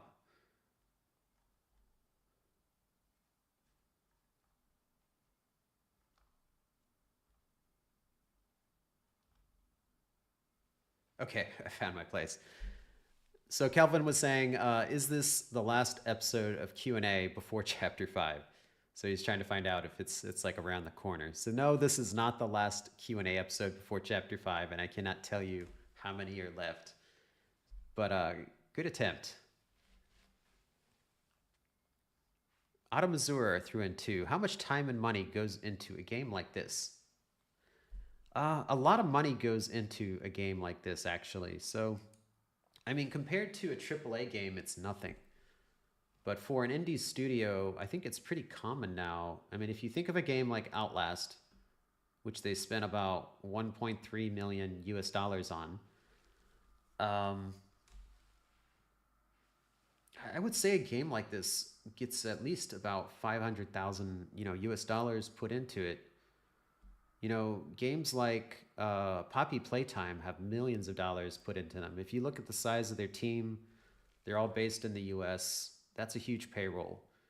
So something of Dark Deception's quality or Poppy Playtime's quality can range from I'm able to keep our game pretty reasonably development costs because we keep our team small. If I scaled up and had a team of 100 people, the game would do a lot better as far as development time goes, but that would be a huge overhead cost to development of the game, which means the game has to sell a massive amount of copies or the whole studio goes under and I have to lay everybody off. I didn't want to be in that because I was in that situation throughout my whole game career working with other studios like EA and Zynga. I constantly saw the studios hire up these massive teams, and if the game underperformed their executives' lofty expectations, the entire team would get laid off and lose their jobs for their families. I didn't want to be in that situation of having to lay people off if we missed on a game, so I decided to keep the team small, keep our costs low, and that allows us to have failures and not die.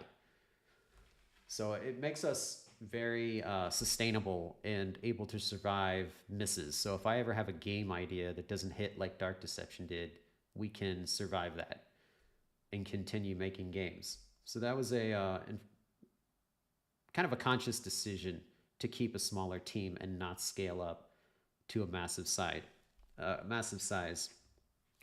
So that's the only reason we're able to spend much less on Dark Deception compared to what Poppy Playtime or Mob is spending on Poppy Playtime. Or even like Scott Cawthon with Steel Wool. He has to pay those guys. They're an entire studio. Even art vending studios cost hundreds of thousands of US dollars. So with a franchise as big as Five Nights at Freddy's, I guarantee he's paying them, at least $1 million US dollars, probably more, to do like development of complete games, like all the way from design to completion. That's a lot of people and a lot of work hours, and they do charge hourly.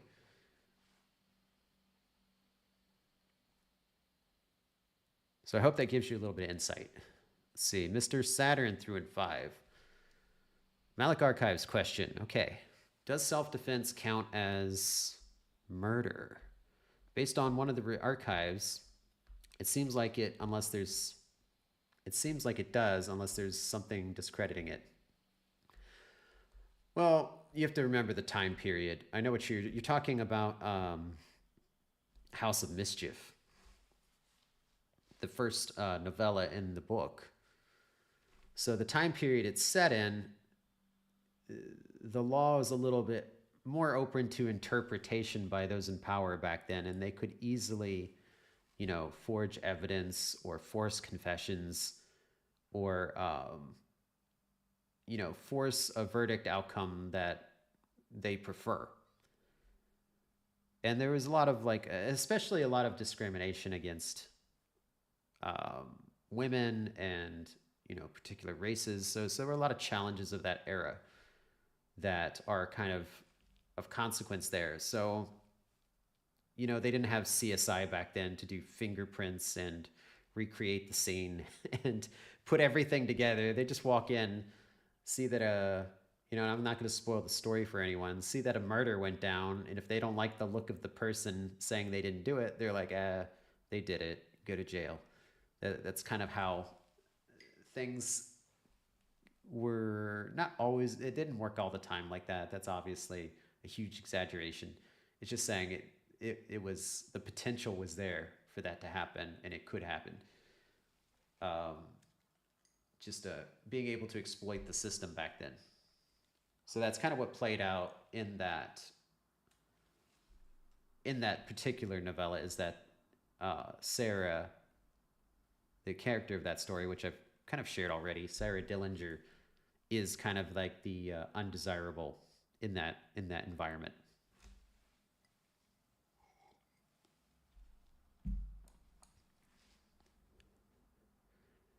Tony BG threw another 5. Thank you, Tony. Is Holiday Horror Zone 2... Wait, did I jump? Oh, no. Okay. Is Holiday Horror Zone 2 bigger than Torment Therapy Zone 2 and Barely Buried Zone 2 in time to complete? Will you change something in Zone 3 of Mascot Mayhem and Enhance Plus because it is too quick?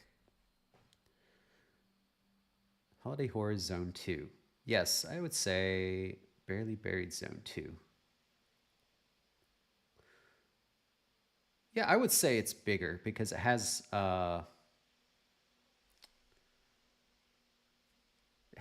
more verticality than either of those zones. I'll put it that way. So that, in essence, makes it bigger. I would say size-wise, if it weren't for that, they'd be pretty similar. If you take away the non-maze elements of it. With the non-maze elements, it's much bigger. And as far as Zone 3 of Mascot Mayhem and Enhanced, yeah, we've made that a little bit bigger.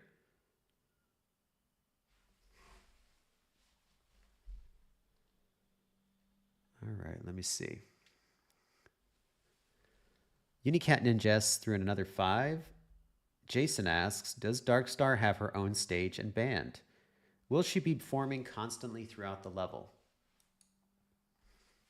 So Darkstar, I'm not going to reveal anything about her level, but I have revealed that she is a singer and that she does have do some vocal performances in her level Prison Panic. So, you know, it's a prison. She has somewhere she performs within that prison. And I'll leave that kind of as a surprise, but, you know, kind of half partially right there.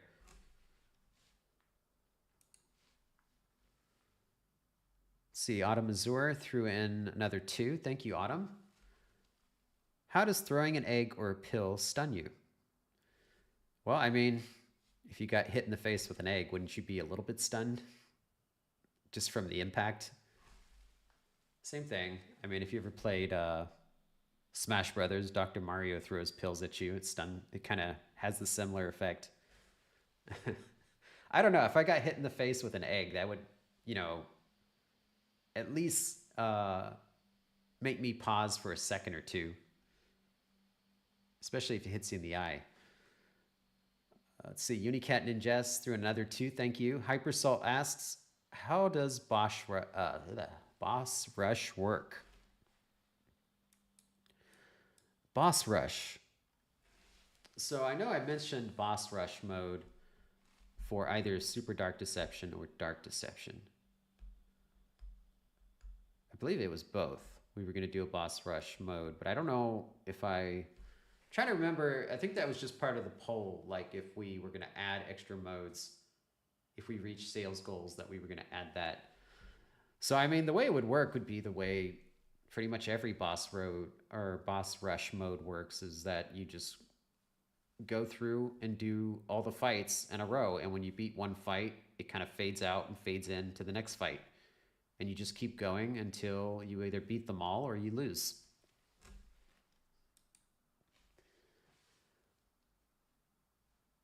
Let me see. Joshua through another 2. Thank you again, Josh. How come there are no kid mortals? Well, I mean, you have Tammy.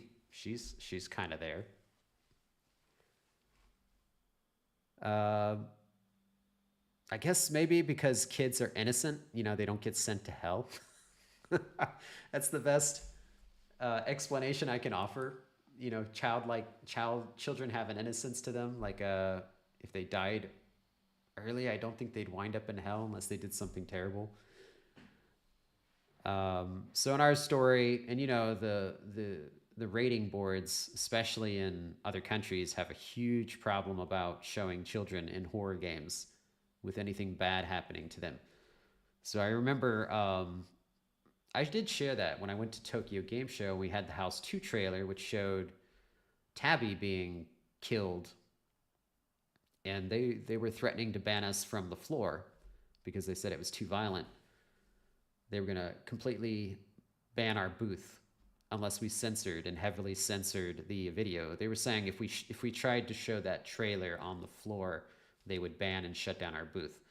So I know Korea is even more strict, besides Japan, and Germany is extremely strict on that. So it really isn't beneficial to the game to put kids into it and then have bad things happen to them. So yeah, that's a big reason why there are no kid mortals as far as like the victims in the world of the Nightmare Realms. That would just cause more delays for the game. Better to just avoid it.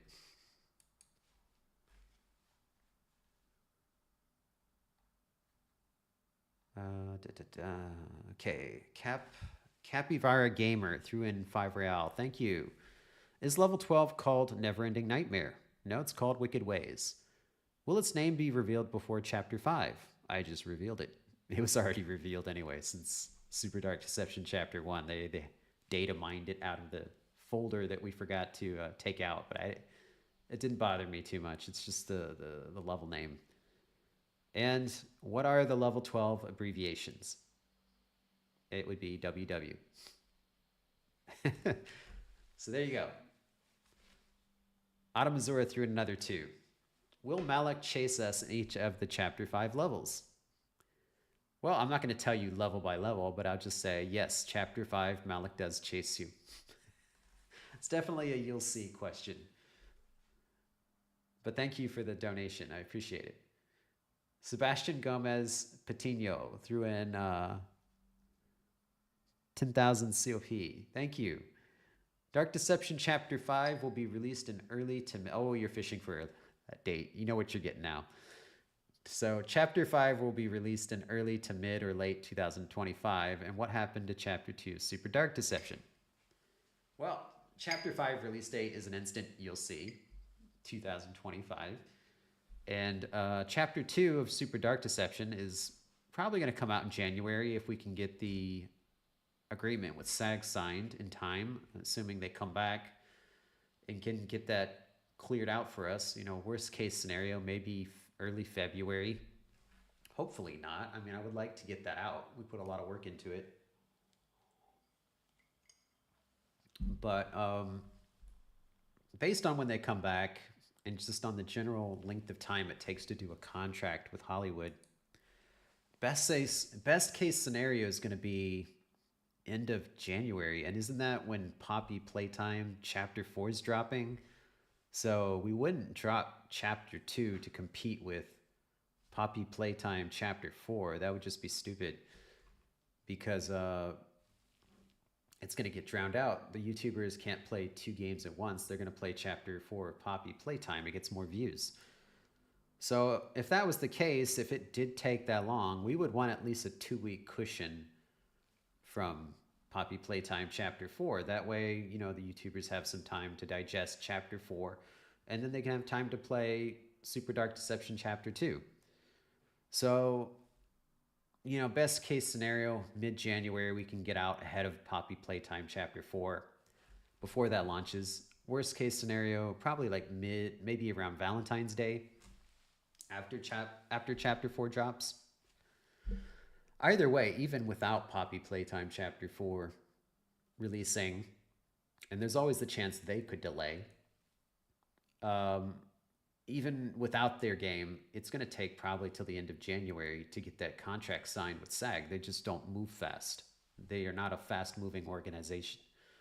And signing a contract them usually takes at least 2 to 3 weeks. So just to keep everyone's expectations in check, that's probably what we're going to be dealing with for the next month or so. So best case scenario, I'm going to say like late January to mid-February is somewhere where chapter 2 will drop.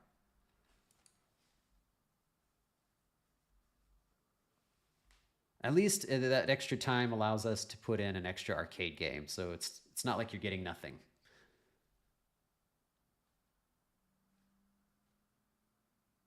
Okay, Capybara Gamer threw in another 5 reals. Thank you again. How long is level 12? Is it bigger than Holiday Horror? How many months before Chapter 5 will have a trailer? Is it soon? Is there a 1,000 shard streak in Chapter 5? Well, how long is level 12? It's probably... I wouldn't call it the shortest of the 4 levels. Well, maybe it is. It's probably the smallest of the 4 levels because it has a very specific purpose. But it's definitely one of the hardest. No, it is not bigger than Holiday Horror. How many months before Chapter 5 will have a trailer? Can't say. That's a you'll see question. And is there a 1,000 shard streak in Chapter 5? No, there's not. And another one from Capybara Gamer threw in another 5 reals. Thank you again. Is No Room for Doubt a Fear Fortress OST? What about The Joy of Despair? In East Torment, is any of the level 12 OST out yet? If yes, can you name at least one? Well, I'm not going to name all of them, but I will tell you that The Joy of Despair is a Fear Fortress OST. So I'll at least give you that one.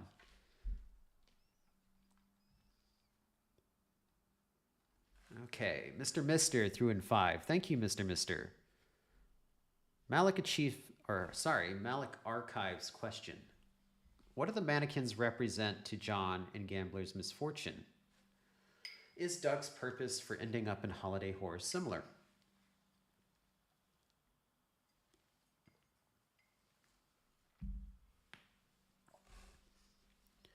Well, the whole kind of representation of the mannequins is the feeling of not being in control, being a puppet, which is a part of John's life if you see kind of the background with him and his father. And again, I don't want to spoil the book for people that haven't read it yet because there's a lot of people who haven't read it. But there is kind of a big background story about John, Dr. John and his father's very controlling, and the things that John will kind of do to break free of that.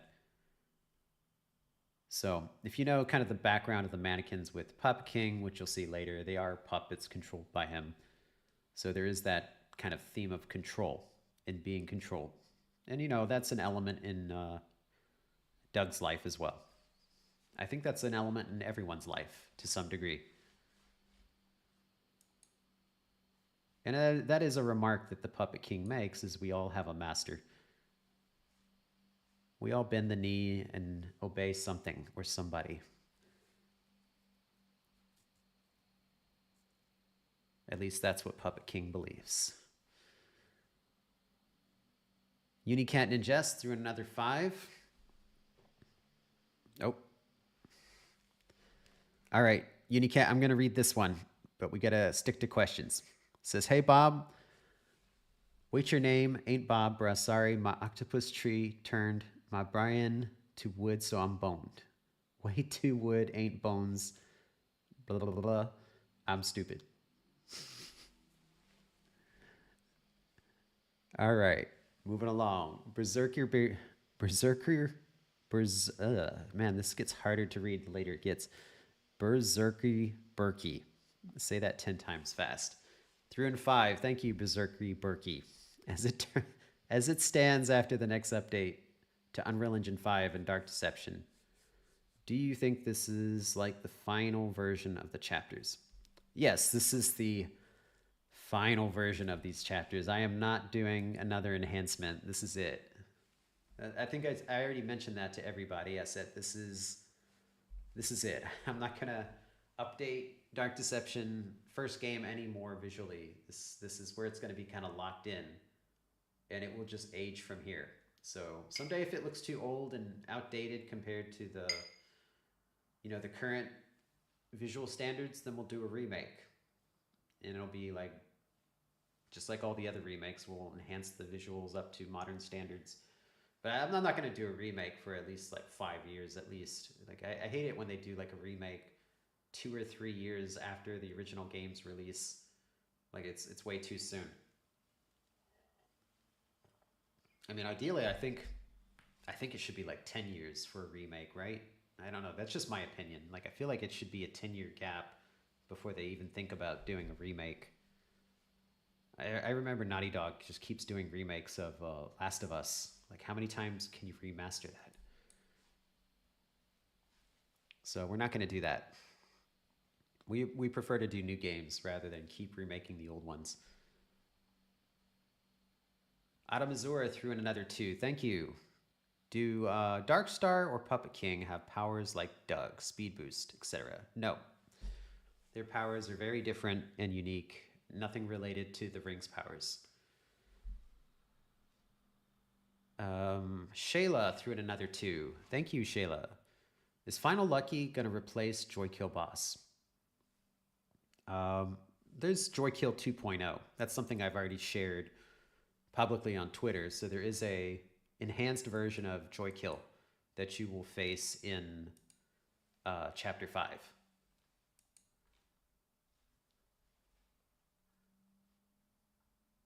Tony BG threw in 20. Thank you, Tony.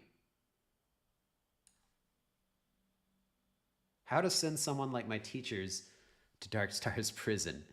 Will you create a Ducky plushie that smells like the sewers? How hard is it to read a Unicat message from 1 to 10? Start at the left. Okay, sending your teachers to Darkstar's prison. They can't be that bad. Come on.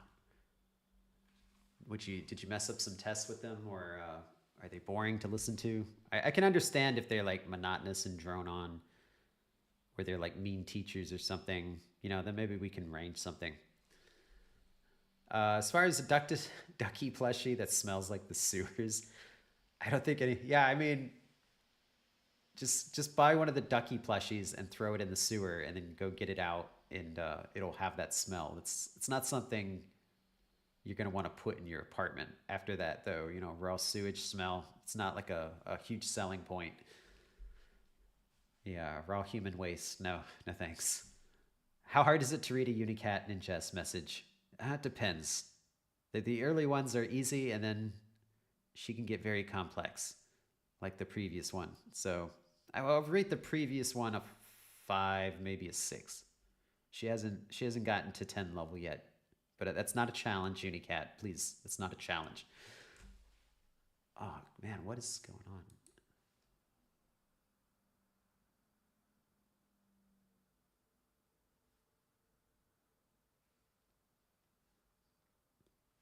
Okay, the YouTube cut out again. This is something that's never happened before. It just suddenly dies. So I refreshed it, but there may be kind of a hiccup.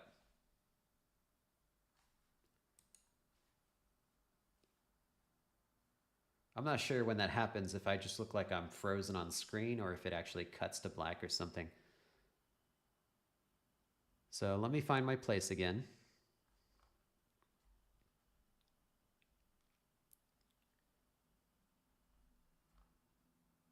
Hopefully that doesn't keep happening. I'm afraid at one point it's just going to completely kill the stream.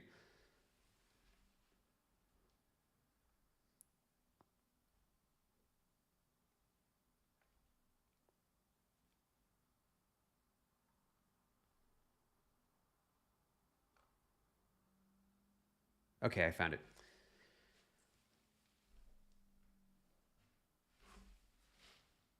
All right, we have a 500 yen donation from, I'm going to say anonymous fan because I can't read the Japanese characters. Do you plan to publish a Japanese edition of the Malik Archives? Um, Possibly. It really depends on how much demand there is from Japan. Our test is to kind of see how well the Chinese version of our book sells, because the two largest segments of our Dark Deception fan base is one, the United States, English speaking countries, and then two, China and Chinese speaking countries like Taiwan. So China and Taiwan and Hong Kong. Those three combined make up like our second largest fandom, or segment of the fandom as far as the language goes. So if English is selling well, of course. Chinese is selling fairly well, but we need to see more before we explore other language translations. So if the Chinese version does really well, we'll look into a Japanese version. The other way we could do that potentially is to do a pre-order. If Japanese fans are willing to put their money down up front to let us know that there's genuine interest in that and they're willing to buy the book, then we would be able to run a print. So we could always put up something on our store to test it out and see if there's enough support in Japan for a Japanese version of the Malik Archives. But obviously, we can only do that if there's demand. If there's not, then that would just be losing money. So that's an easy way for us to test it out. I would love to have a Japanese version of the Malik Archives. But of course, we would need to do a good translation first. Okay, Autumn Azora threw in another 2. What will happen after Chapter 5 is posted? Oh man, I will sleep for the first time in 2 years after Chapter 5 is dropped. You're not going to hear from me for like a month. I'm just going to go into a coma and stay that way for a month and relax. Tony BG threw in 5. Again, thank you, Tony. Do you know another programming language except C++? C Sharp. That's about it. Capivara Gamer threw in 5 real. Thank you, Capivara. Can you confirm or deny the existence of an enemy version of Doug?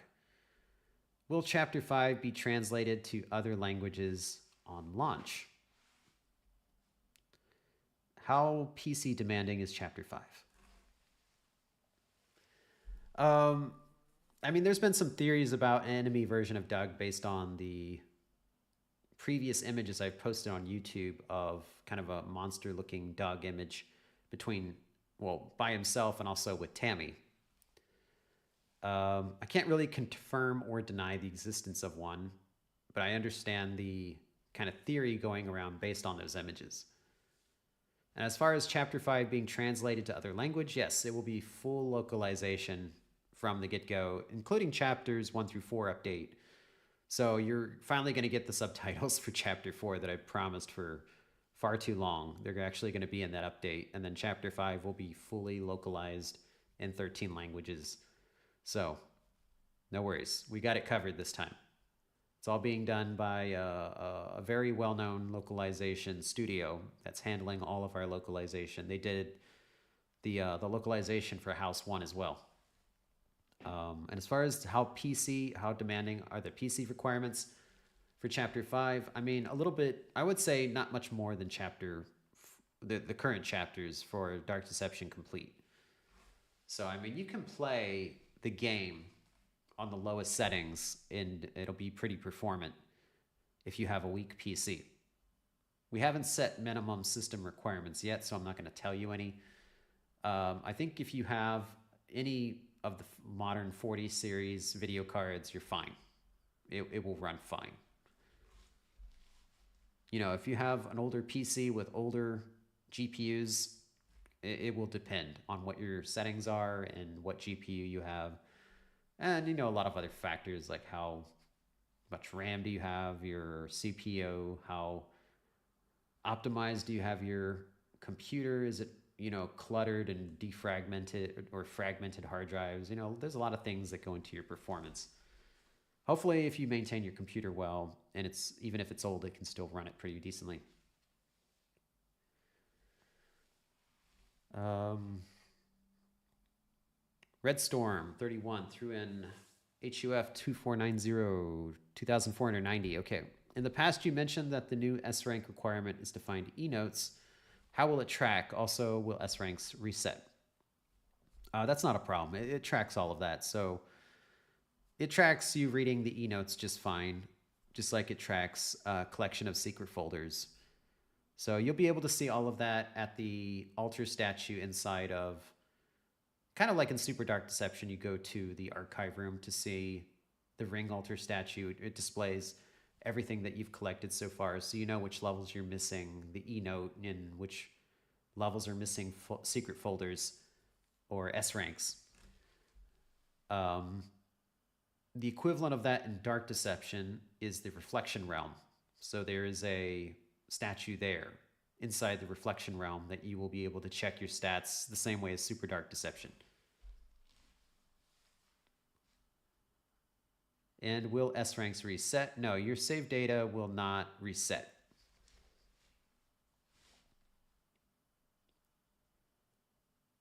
So if you've been playing it since the beginning, you get to cheat a little bit by having easier S ranks. Why is Fear Fortress that big? How much are, sorry. Another donation from Capybara Gamer through another 5 reals. Thank you again. And they ask, why is Fear Fortress that big? How much time does it take to beat it? Are there stealth parts in Holiday Horror? Prison Panic? Is the masked enemy a new character? Is Wicked Ways bigger than Monsters or Mascot Mayhem? Why is Fear Fortress that big? Because it's the climactic level with Malik. How much time does it take to beat it? I can't say. I don't know. Are there stealth parts in Holiday Horror or Prison Panic? Stealth parts? No. Dark Deception is definitely not a stealth game, other than that one stealth segment in Torment Therapy. But, well, actually, I would say maybe Holiday Horror has a quasi-stealth segment, but I won't say where.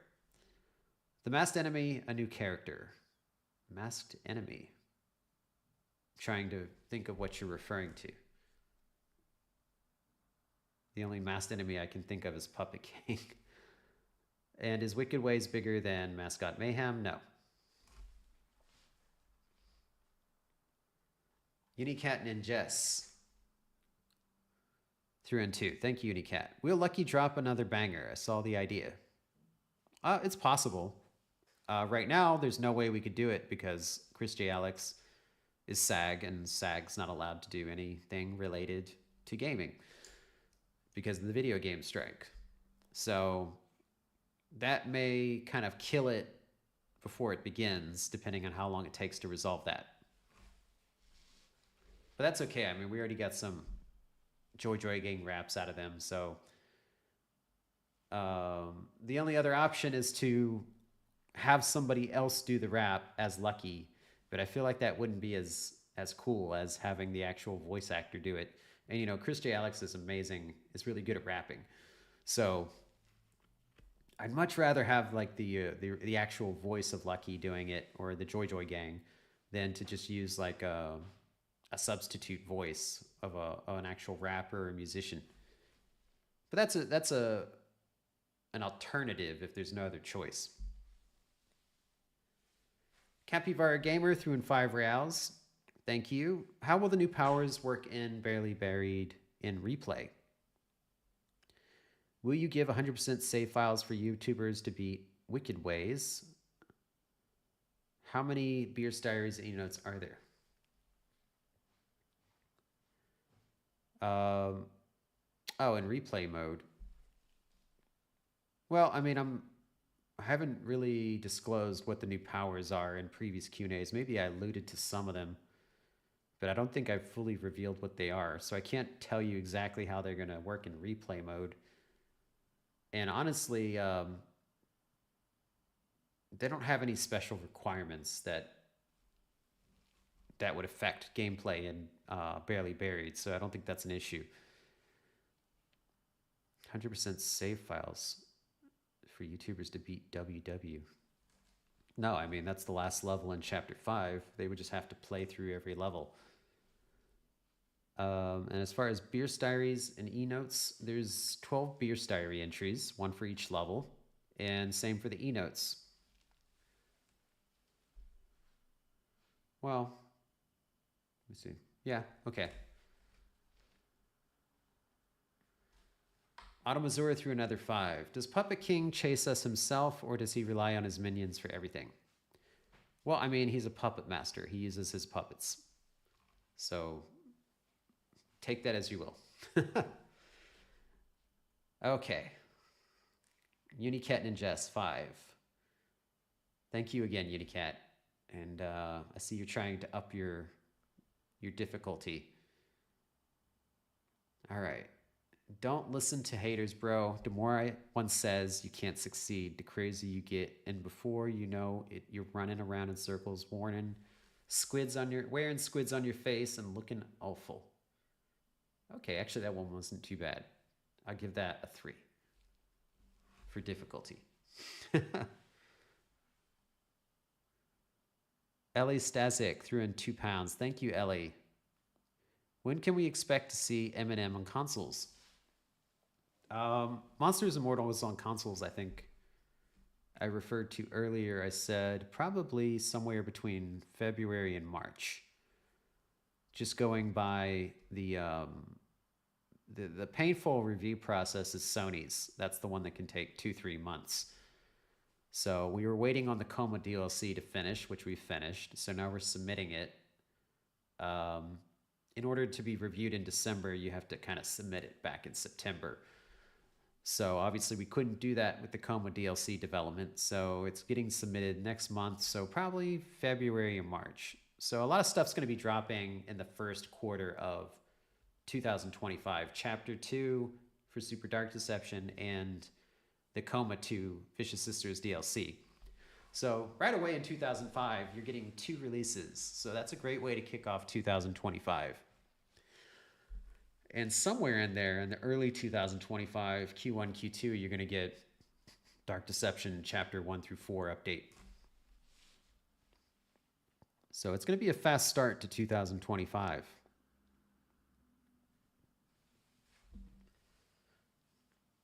There's a couple on other announcements for Dark Deception that I'm going to get to.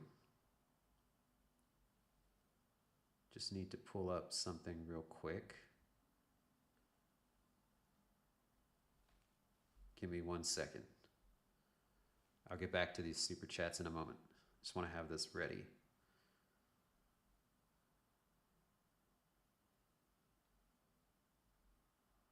Okay.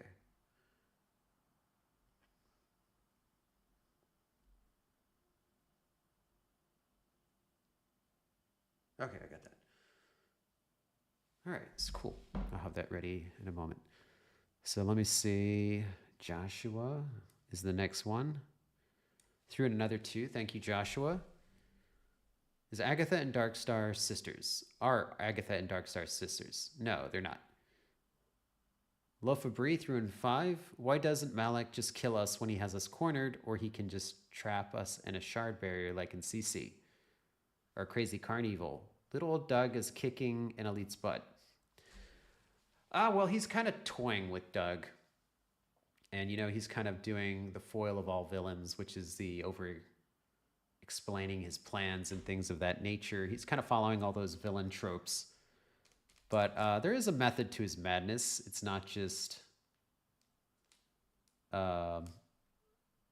it's not just kind of like a silly villain wasting time and being stupid. There is kind of a reason to why he's acting that way. That's kind of revealed a little bit in Chapter 5. Well, fully revealed in Chapter 5. So I wouldn't jump to the conclusion that Doug is kicking his butt just yet. Let's see. Mr. Saturn threw in 10. Thank you. I'm guessing the last monster from Dr. John Watson's story was one of the canceled monsters from Prison Panic way back. If so, will we see that monster in the future, whether Dark Deception 2 or Chapter 5? Yeah, so, well, I'm not going to say which monster because that's a spoiler, and I don't want to ruin it for people that haven't read the book. But there is an appearance inside of the Malik archives that does kind of allude to a previously mentioned Dark Deception character that was cut. So whether we see that in Chapter 5, no. And whether we see it in Dark Deception 2, it's possible, but it's not guaranteed. We may go with entirely new monsters for that. But it's always, as long as it's part of our backlog, it's always a possibility. Polly Winman threw in £10. Thank you.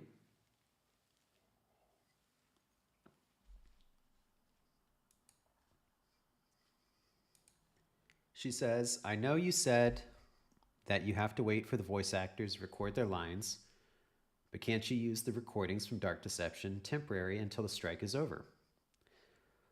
No, you're not allowed to do that. That is what they would pursue legal action against us for. So when you record voice lines with a voice actor, you're registering their voice lines for one game. So those voice lines that exist were recorded for Dark Deception. You are not allowed to take those voice lines and put it into Monsters and Mortals or Super Dark Deception without registering those games and paying them again. This is called a reuse fee, a recycle fee, integration fee. They've kind of changed the names a couple times, but it's mandatory. And if you don't do that, if you try to get away with it and put the voice lines into the game without telling them and without registering and repaying them, then they can come after you and sue you for a very large sum of money, like up to 200,000 US dollars. It gets really insane of what they can come after you for. And they can permanently remove the voices from your game even after doing that. So, you know, they may not know you did it, but all it takes is somebody in the street to recognize it, or the voice actor themselves. So if Tara Strong hears her voice in that game and she knows she didn't get paid for it, she's going to call SAG up and report it. That's just how it is. Unfortunately, since they're on strike, they're not allowing any projects to register, which means we can't pay them even if we want to. So we have to wait until this is resolved, until we can follow the proper channels and the proper procedure to get all the legal bases covered.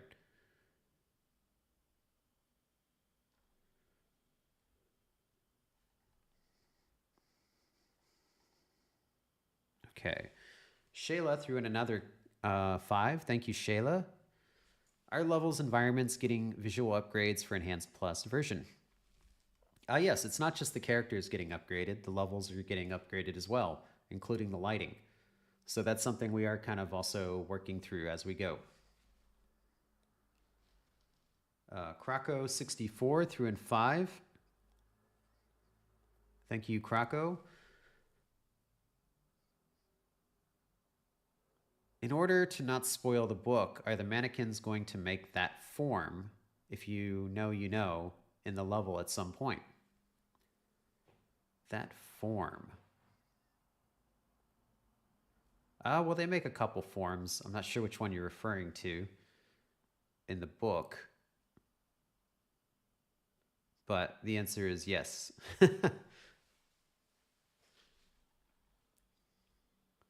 See, Joshua threw in another 2. Thank you, Joshua. What is your reaction to Mint Hint?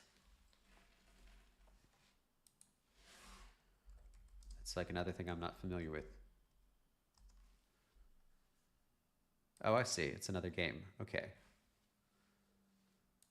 I haven't seen this one. Is this a horror game? It looks like it is a horror game.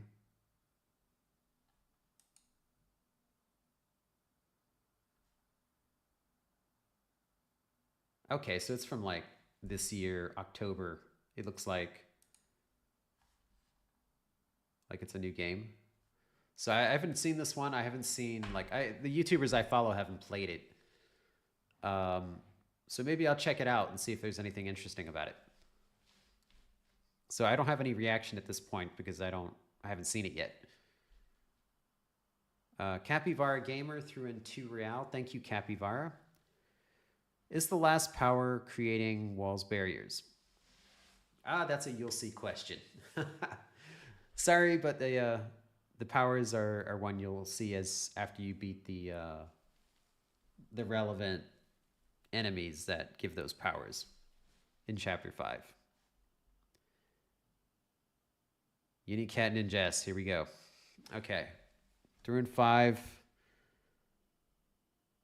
Oh, I think I can do this one. Okay. Even though it's like 4 a.m., I can do it. See, there you guys go. You said you're going to keep me till 4 a.m. You did. So I'll take a moment. I'm going to need more. Try not to drink coffee because then I just won't sleep. I'm trying to keep it to a light Christmas tea. Okay.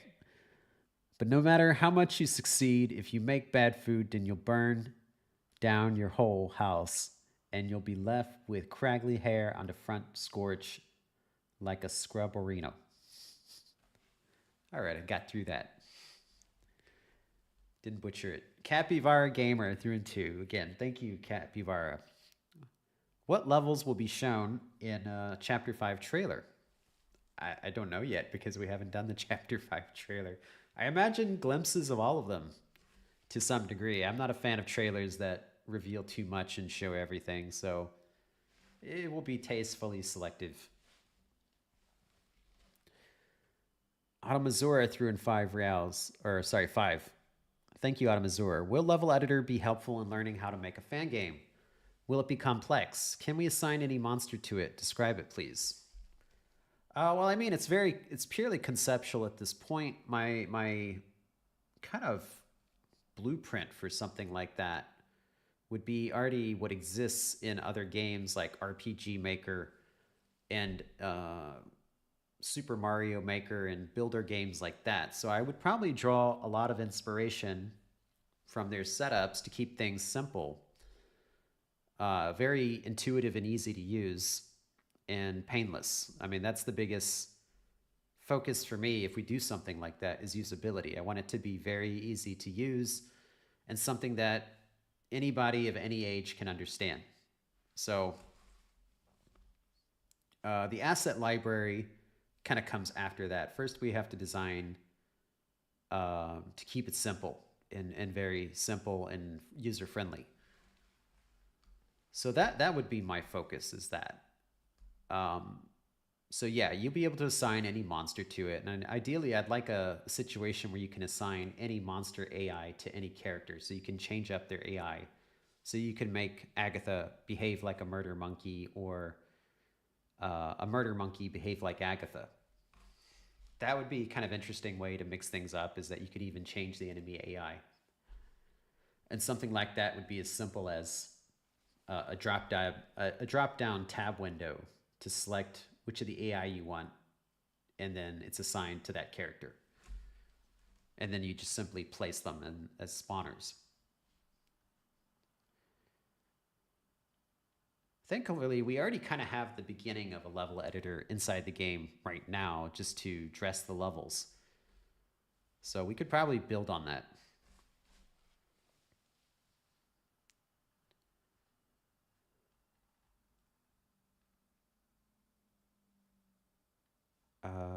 Okay, just looking for the next one. Anonymous fan threw in 5. Is Dan still planned to be immortal, or was that scrapped? I think for Monsters and Mortals, the Dan character expansion is probably on hold just because we have the other 2 DLCs and the base game. I'm not sure if we'll ever get back to that. I would love to, because Dan definitely deserves to be in it. But obviously we have to focus on like more important tasks of finishing other games and finishing the DLCs that are important for Monsters and Mortals that are part of our agreement with partners. So that's definitely kind of a luxury add, not a necessity. Dead by Stupidity threw in an extra 2. Thank you. How much will Dark Deception cost on PS5? Good question. So Dark Deception on PS5, it'll be the same situation as Steam, where you buy the entire game up front, and when Chapter 5 releases, we will simply update your build for free. So it'll be like a free DLC you get. You don't have to pay for it again. So the full price of Dark Deception will likely be $29.99, which is kind of in line with like the new indie horror games like Bendy and Poppy Playtime, and FNAF was 40 for Security Breach. So that's kind of the new spot with the increase of development costs and stuff. It's hard to do 20 anymore. So that $20 price point, and to be honest, like we're probably going to raise it on Steam also. Once the game is fully complete, we will change the price because it's finally complete. The early $20 price and all the discounted prices were kind of like a big discount thank you for people that supported us early as we kind of went through this whole development journey. So if you got in early and you bought Dark Deception Complete early, then you get to save more money than other people. That's kind of our thank you to you for being there for us in the beginning, when we needed the money to keep going. You guys are the reason that we reached Chapter 5 and were able to finish the game.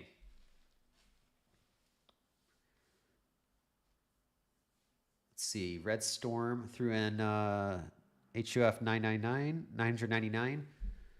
Are you planning to add multiple save slots? For which game?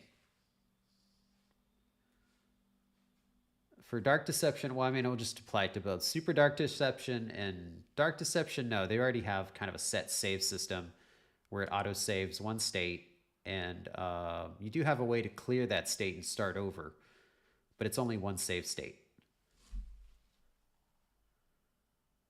But of course, you can start new story campaigns. It will just retain all of the game stat data that you've accumulated thus far, even though you start the story campaign over from scratch.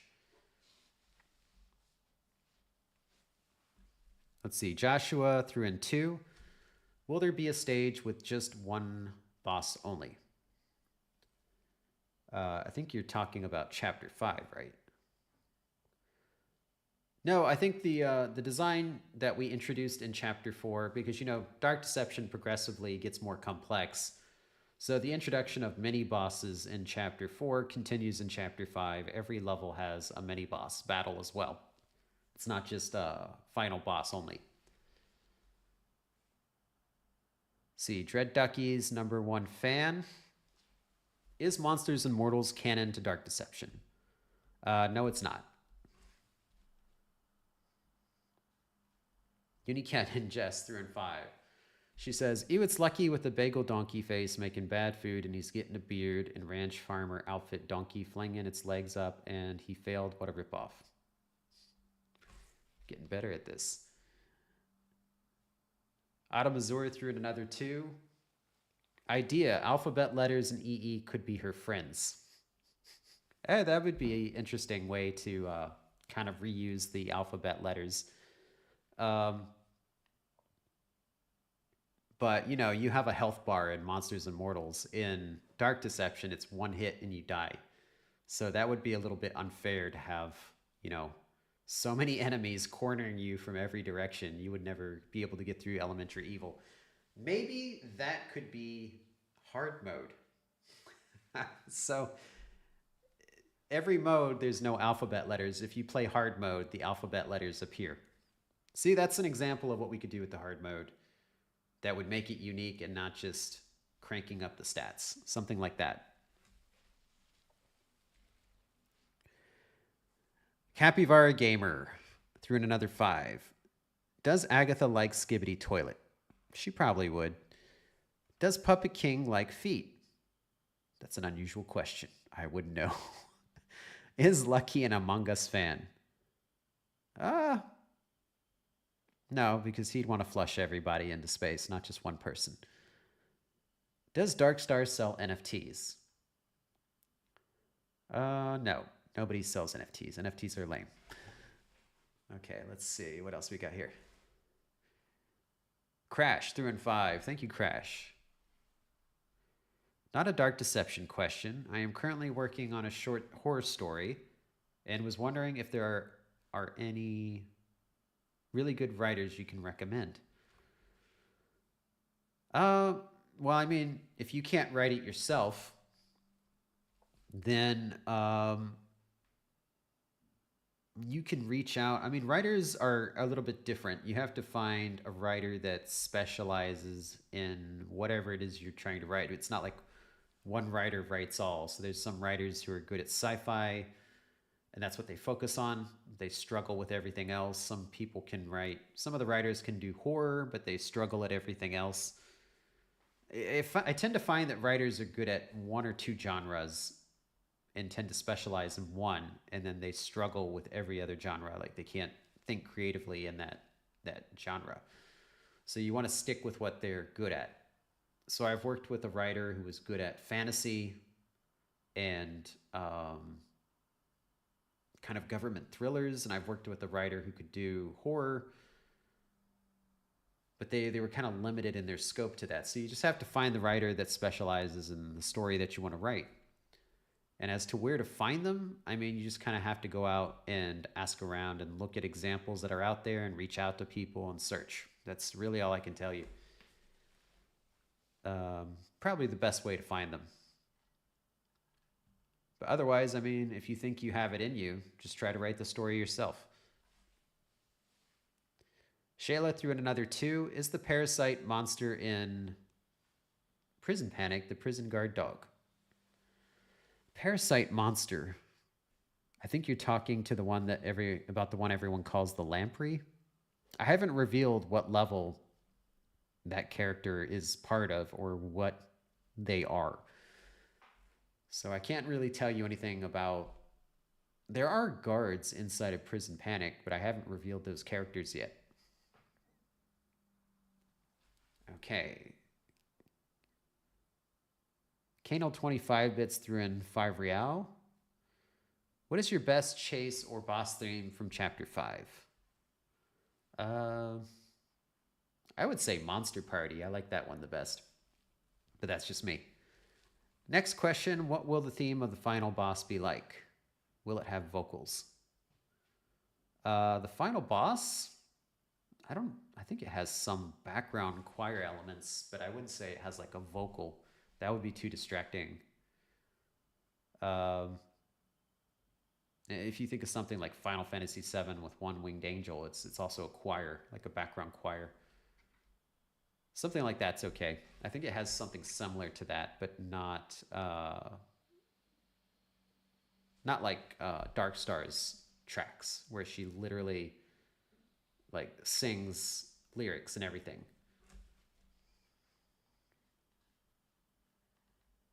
Let's see, where was I? Pyro Shark threw in 2. Thank you, Pyro Shark. Does Darkstar have other names or a real name? The only name she goes by in Chapter 5 is Darkstar. Mr. Saturn threw in 5. You mentioned a while back about members being in the credits of the game. How will you check the members? Oh, how will you check with the members? Is there something we need to do for that? Yeah, so I think what was stated before was that we were going to put kind of a thank you section in the credits list in Chapter 5 to the community, all of our YouTube members that kind of registered their name with us, that wanted to have their name in it. We would probably do that with some of our server mods, server VIPs, anybody that's supported us along the way. YouTubers, Dark Deception brand ambassadors, or the Dark Deception ambassadors will probably have their own little section. You know, we want to thank the community, because without you guys, we wouldn't have reached the end of this game. So there will be a section. If I feel like I'm missing anybody's name, I'll probably ask around or try to reach out to the person directly, just to make sure we spell their name right and list it right. So that'll be something we kind of do at the end, because that's just credits. It's like a text document. It's very easy to update at the last second.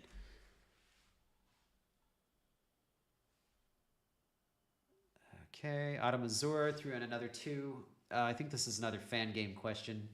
Says, what if something I make infringes on your game? Well, I mean, the copyright infringement would be claiming ownership of the game in some way, or insinuating that you have ownership of our characters, using our models, using our names that are registered and trademarked, using music, our sound effects, our voice actors' voice lines, anything from our game is copyright protected. So if you used it without our permission and insinuated that you were the owner of it in any way, that would be copyright infringement, which would open you up to being, DMCA'd or potentially further legal consequences depending on how severe it was. If you were like trying to resell it, that would obviously warrant a much more severe legal action. In general, as long as your game's free, you post the disclaimer that we've provided to all of our fan game developers that this is purely a fan work for the community, and you acknowledge you're not the owner of any of the assets from Dark Deception, and it's free, then it's not a problem. You shouldn't have any legal issue over that.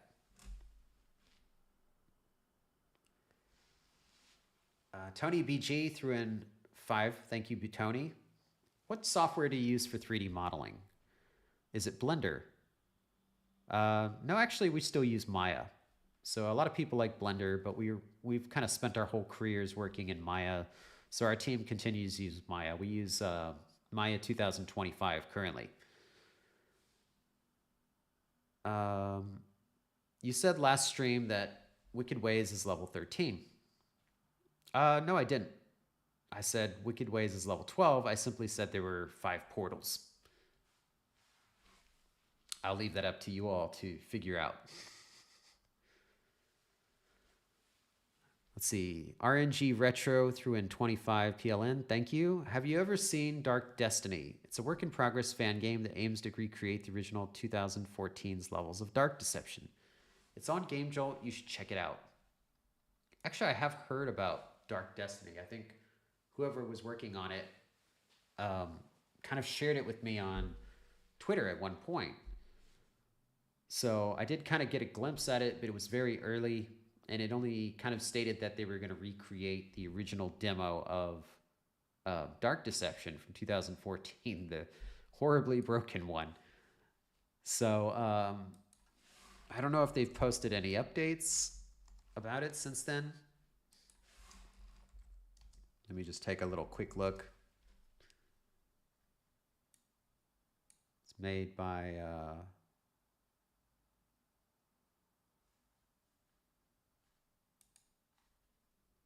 who is it made by? Cool Cat 5G. Okay. Cool Cat's one of our ambassadors. So that makes sense. Oh, wow. He even got the giant moon and everything. Well, that already looks much better than the original, so I'm interested to see how this comes out. But that ballroom is too good looking. It needs to be a lot uglier to represent the original. It was like a terrible layout for the ballroom back then. So Capybara Gamer threw in 2. And I think this is a follow-up question. Wicked Ways is level 12 or 13? I've already said it's level 12. I never said there's 13 levels. I simply said there are 5 portals. Okay, Anonymous Fan threw in 5. How many DLCs are you planning for Super Dark Deception?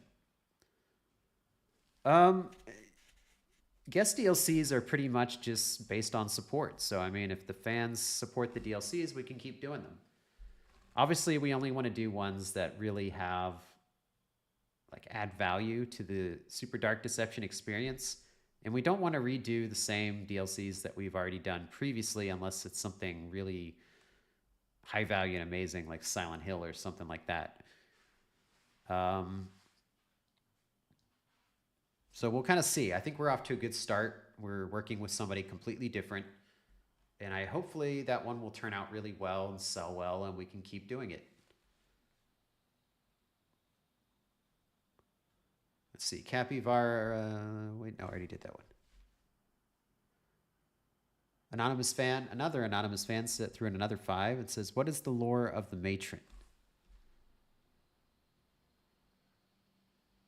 Well, the lore of the matron wasn't fully fleshed out because she made a very brief appearance in Torment Therapy.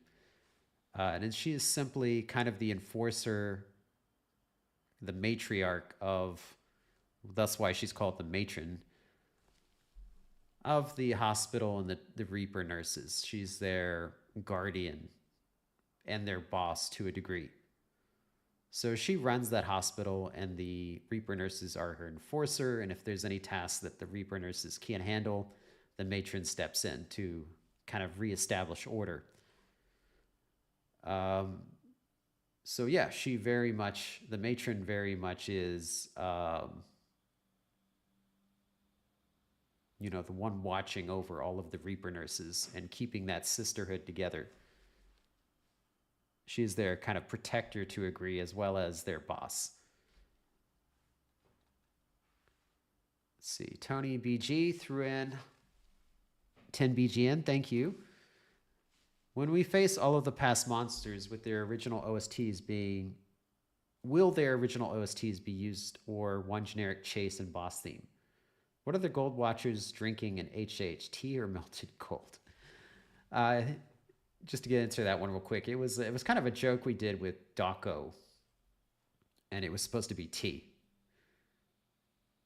That's kind of like an inside joke from a chat we had with Dawko about the Gold Watchers, what they would be doing in there with the Reaper nurses. So it's supposed to be tea. But, you know, melted gold makes more sense. And as far as the OST,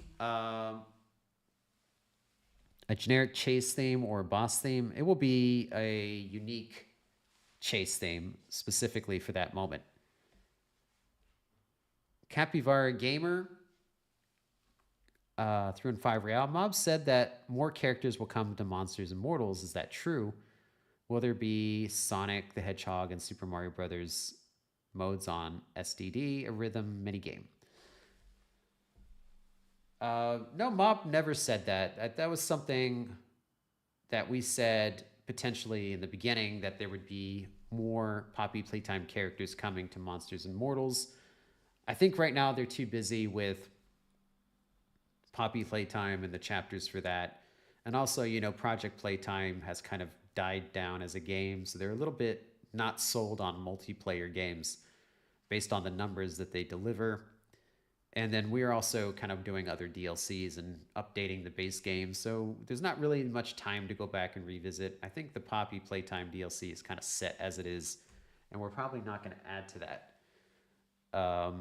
which is fine because I think their DLC already came out very good. I mean, obviously it's locked to one character, but it's just the map is so much fun to play. And as far as like stuff like Sonic and Mario in Super Dark Deception, yeah, we could do that, but it would kind of break the horror game vibe. I did it again.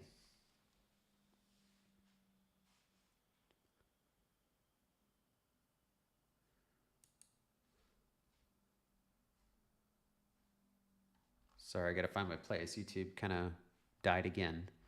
That's 3 times tonight. It's really weird. I don't know what's going on with the connection.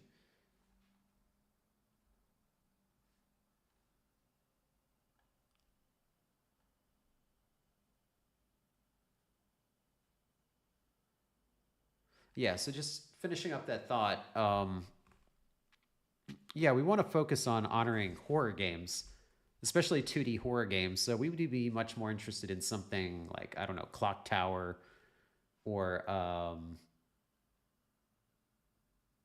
like Resident Evil or anything. I mean, there aren't actually a lot of 2D horror games. So we could just take 3D horror games and demake them, same way we did with Dark Deception. So yeah, I don't know. Maybe you would see some of the popular indie horror franchises in there like FNAF or I don't know, Bendy or something like that, or Little Nightmares would be really cool. But we wanted to start off focusing off on titles that are not part of that YouTube sphere, just because it feels too limiting to always do those same ones over and over and over again. Um, so yeah, we'd have to dig through kind of the library of older horror games and popular horror games. Maybe something like Amnesia would be really cool. You know, we'd have to see who's open to a collaboration. Let's see, Unicat and Jess has another one for us. $5. Thank you, Unicat. Says, bro is lucky good for today, knowing he just failed and embarrassed himself, turned into a donkey with ranch outfit that didn't even work. It kept sliding off, bro. And then Krakow threw in Krakow 64 threw in £2. Thank you, Krakow. I think this was you accidentally double posted. It says Daniel Dombrowski still being added to Eminem, and I said probably not, just because of time and other obligations. So just to re-answer that one again. Mr. Saturn threw in 5. Thank you, Mr. Saturn. Sorry, should have been more specific on House of Mischief. I mean for Malik to determine that as murder, not the awful court system. Oh, I mean, Malik was just tormenting her. He's just playing, manipulating her with that. Obviously, she knows that it's self-defense and it wasn't murder. And he knows that as well. He's just kind of toying with her. Tony BG threw in 5 BGN. When is Chapter 5 coming on Wii Console? Wii Console. Don't you dare. What's next? Nintendo DS? Who stole Puppet Master's crown and where can I buy it? It's on eBay. And what is Puppet King's favorite stalker?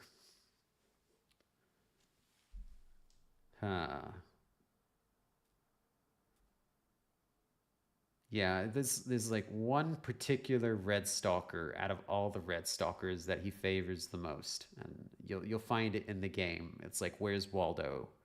I'll put like a little identifier on it, and that will be like an achievement if you find that one mannequin, that one stalker out of the needle, like a needle in the haystack. If you can find that one, you'll get an achievement. So remember this Q&A. Anyone that didn't watch this Q&A won't know anything about that. It's kind of like an inside joke for this one live stream. Well, Unicat and Jess is back with another 5. Thank you, Unicat. And she says, I was at the Grand cooking parade, and people think cooking coffee in the freezer is cool, even though if you drink, you'll be picking your nose for the rest of your life. For the day. Oh, I messed it up. I agree. I got through 85% of that before I slipped. Mr. Saturn threw in 10 again. Thank you, Mr. Saturn. Hypothetically, let's say I was a corrupt game show host who killed a person and then deceived the court to frame an innocent person. What realm might I end up in? Just curious. Corrupt game show host who kills a person and then deceives the court to send somebody else to jail in your stead.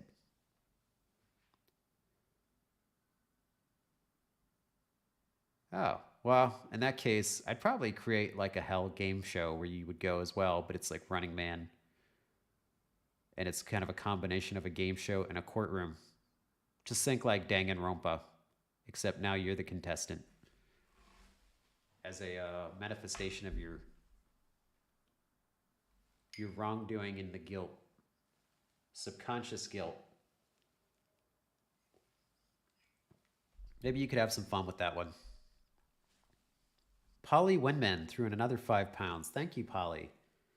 When I first met Agatha, I thought she was cute until she killed me. Then it was cute but feisty. I was 19 when I first played Agatha's level. Yeah, I was really a lot of people love Agatha, and it was a lot of fun signing her and designing her level. And she still remains one of the most popular Dark Deception characters. So I think people are really going to enjoy Chapter 5 because she has a big role in it again. And she gets to be a little bit more feisty again, or be a lot more feisty in Chapter 5. And she answers some very interesting questions about the Dark Deception universe that I can't share because they would spoiler. But probably things the Dark Deception community wasn't really asking themselves, but after they see it, they'll wonder why they weren't. Very important things that only Agatha could answer or address. That will happen in Fear Fortress, just as a little teaser. See, Capybara Gamer threw in another 2. Is level 12 bigger than Mascot Mayhem? How long is it? I think you're just going level by level. I said out of the 4 Chapter 5 levels, level 12 is the smallest. So, it's definitely not bigger than Mascot Mayhem. I'm not sure which previous Dark Deception level I would compare it to. Potentially like something like Torment Therapy or...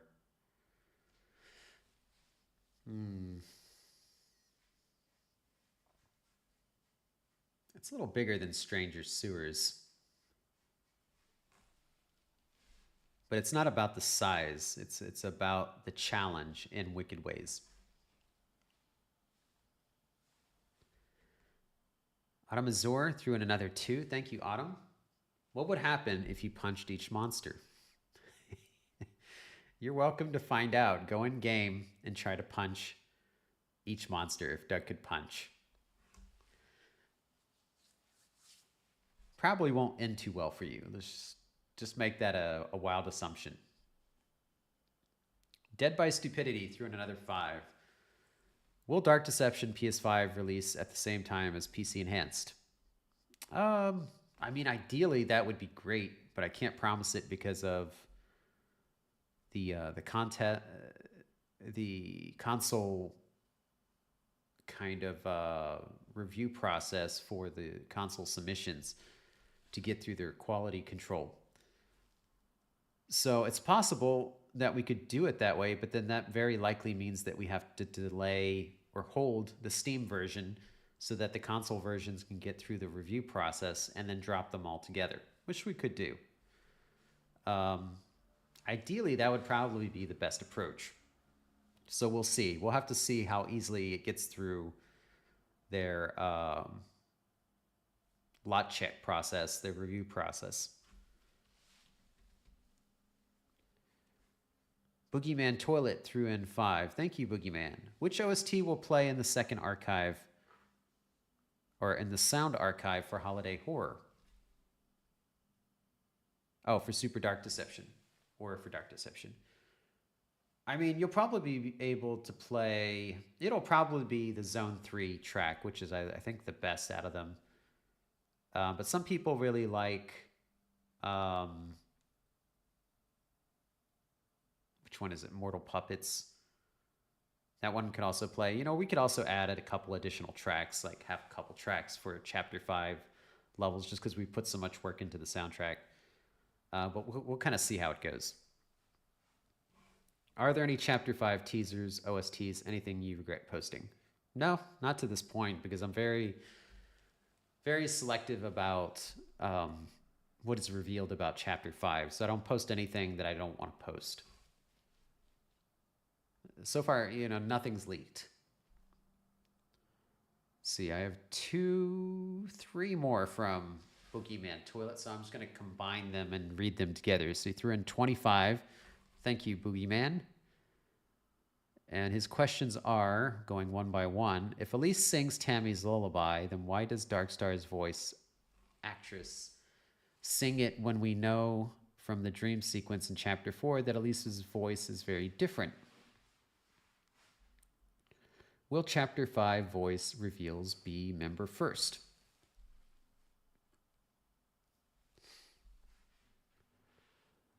Well, we're kind of changed a little bit. Some of the voice is in Dark Deception, so it's not going to be exactly what you heard in the original chapters 1 through 4. Those were a little bit of placeholders based on lack of like what we could get at the time.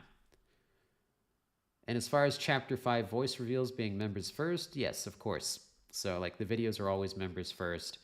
So when those go out, when we share those voices, they will go to the members first for 24 hours, as usual.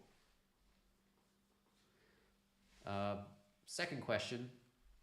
Will we fight against Malik and only Malik in both Fear Fortress boss fights? I can't answer that one. Does your deal with SAG-AFTRA include voice lines for Chapter 5 or only Super Dark Deception Chapter 2 and Enhanced? Includes Chapter 5 as well. Any new voice recordings are all included. It doesn't matter the project. So that affects new voice lines for Chapters 1 through 4, Super Dark Deception Chapter 2, and Dark Deception Chapter 5. It affects everything. So that's why it's such a pain at the moment. We're hoping that they've had enough of striking and that in the next 2 months they'll finally end this thing. Last question from Boogeyman. Do the Dark Star robots have a name? If so, what is it? Does the book accurately represent how holiday horror is? The Dark Star robots, at least the one that I showed, the face, I haven't revealed their full design, haven't given them a name. They do have a nickname, we'll put it that way. They have like a model name. And obviously they are robots, so that isn't too hard to kind of put together. But I'm not going to go too much into detail about them. It's something that'll kind of be revealed a little bit more as we get closer to Chapter 5 and people play through Prison Panic. And as for the book accurately representing how holiday horror is, it represents it a little bit, but it doesn't tell everything. It's just kind of a small morsel of a teaser as to how they act and behave and how they move. But it definitely doesn't tell everything about their behavior. So it really didn't actually spoil too much. Let me see. Croco64 threw in another 10 pounds. Thank you, Croco. Is Puppet King going to be on the Chapter 5 to be continued screen? Also, is level 13 still happening? Last Q&A, you mentioned that Wicked Ways was level 13. Now it's level 12. So, Puppet King going to be the Chapter 5 continued screen for Chapters 1 through 4? Yes. Or we may just leave it as is. I think we haven't changed that yet, so we probably could just leave the Red Stalker there for the moment since it's just a to be continued to avoid spoiling Puppet King, so we'll probably do that. And as far as Wicked Ways, it's level 12. There's just 5 portals.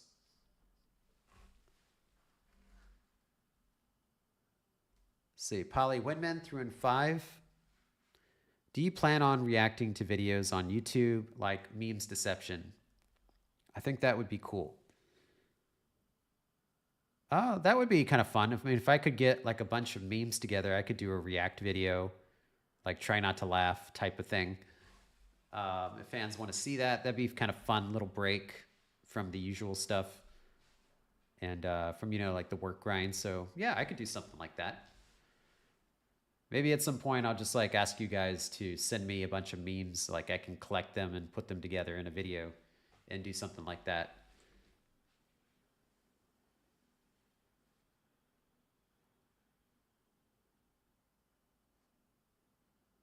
Capybara Gamer threw another 5, says, I'm confused. Is Wicked Ways level 12 or 13? Again, level 12. It is the secret S rank level, right? Yes, that's correct. Chapter 5 has 5 levels and 5 portals. Chapter 5 has 5 portals. What's beyond that is secret. That's it for today. Great stream. Thank you.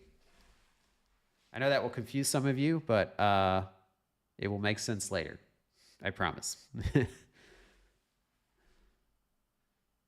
Kataro threw in 50 sec. Thank you, Kataro. Is there a plan to make a movie or TV series once Dark Deception 1 is done?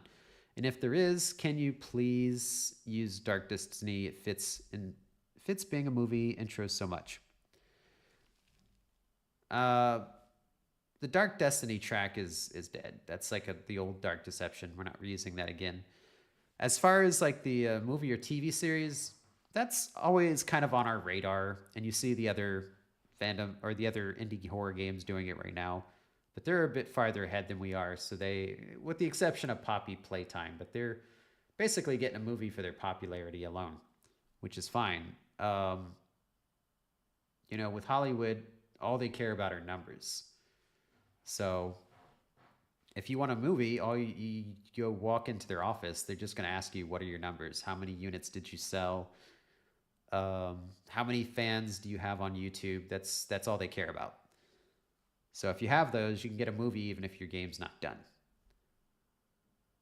I wouldn't say we have, I mean, Dark Deception has done pretty big numbers, you know, millions of games, units moved, but still not quite where it needs to be. And also, we haven't finished our game. I don't feel like that should be our focus at this time. And I've always kind of wanted to do an anime series, like an anime TV series, something like, or a movie, something like Edge Runners from Cyberpunk. That to me, I feel like that would fit Dark Deception much better than a live action movie or TV show.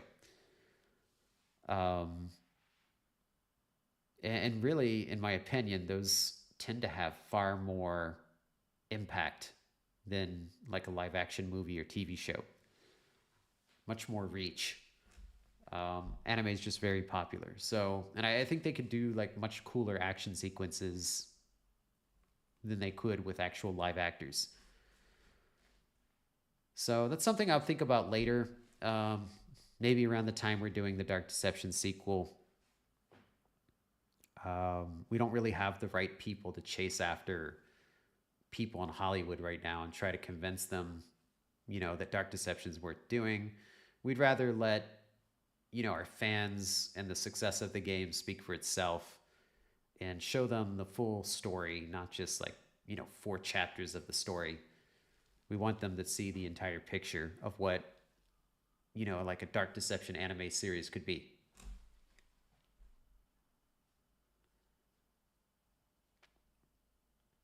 Let's see, Boogeyman Toilet threw another 5. How many more, sorry, there's 2 donations from Boogeyman Toilet. It's 15. How many more Chapter 5 OSTs can we expect? There's so many. It's hard to count them. There'll be a number of them coming. Don't worry. Will Dark Deception 2 be called Dark Deception and Dark Deception 3 be called Darkest Deception?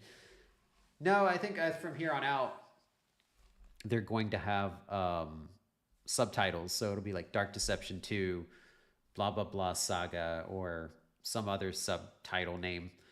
And it'll be the same thing for Dark Deception 3, Dark Deception 3, blah, blah, blah. It's not going to be just Dark Deception plus a number. It's going to have like a name for that story arc, that arc of the Dark Deception saga. I mean, if I renamed Dark Deception now, it would be Dark Deception, The Shattered Ring. Something like that. Okay, next question. Will we see Darkstar's upgraded model? Yes. Is Puppet King getting an upgraded model? Yes. Will the portal icons, but you know, those ones are more recent, so they're not going to be as severely upgraded as the previous models from chapters 1 through 4. It'll be a more minor kind of cleanup, polish job than the other ones. Will the portal icons for levels 12? Now you guys keep asking about level 13. There's no level 13. Level 12 be of characters we haven't seen yet.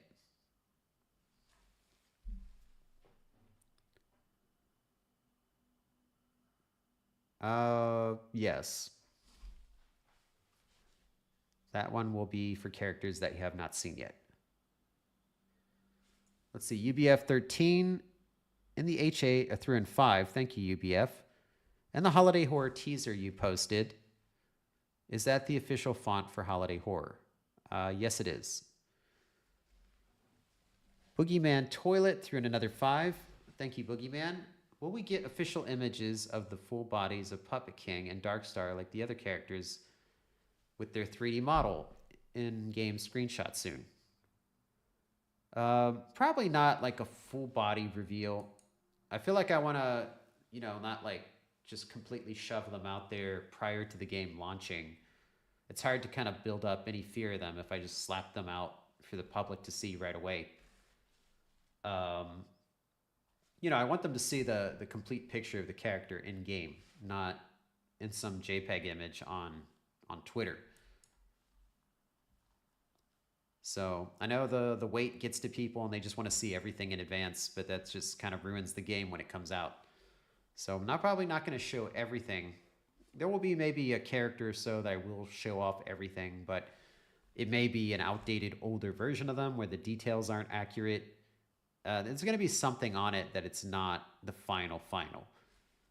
It'll be like a progress shot of what that character used to look like.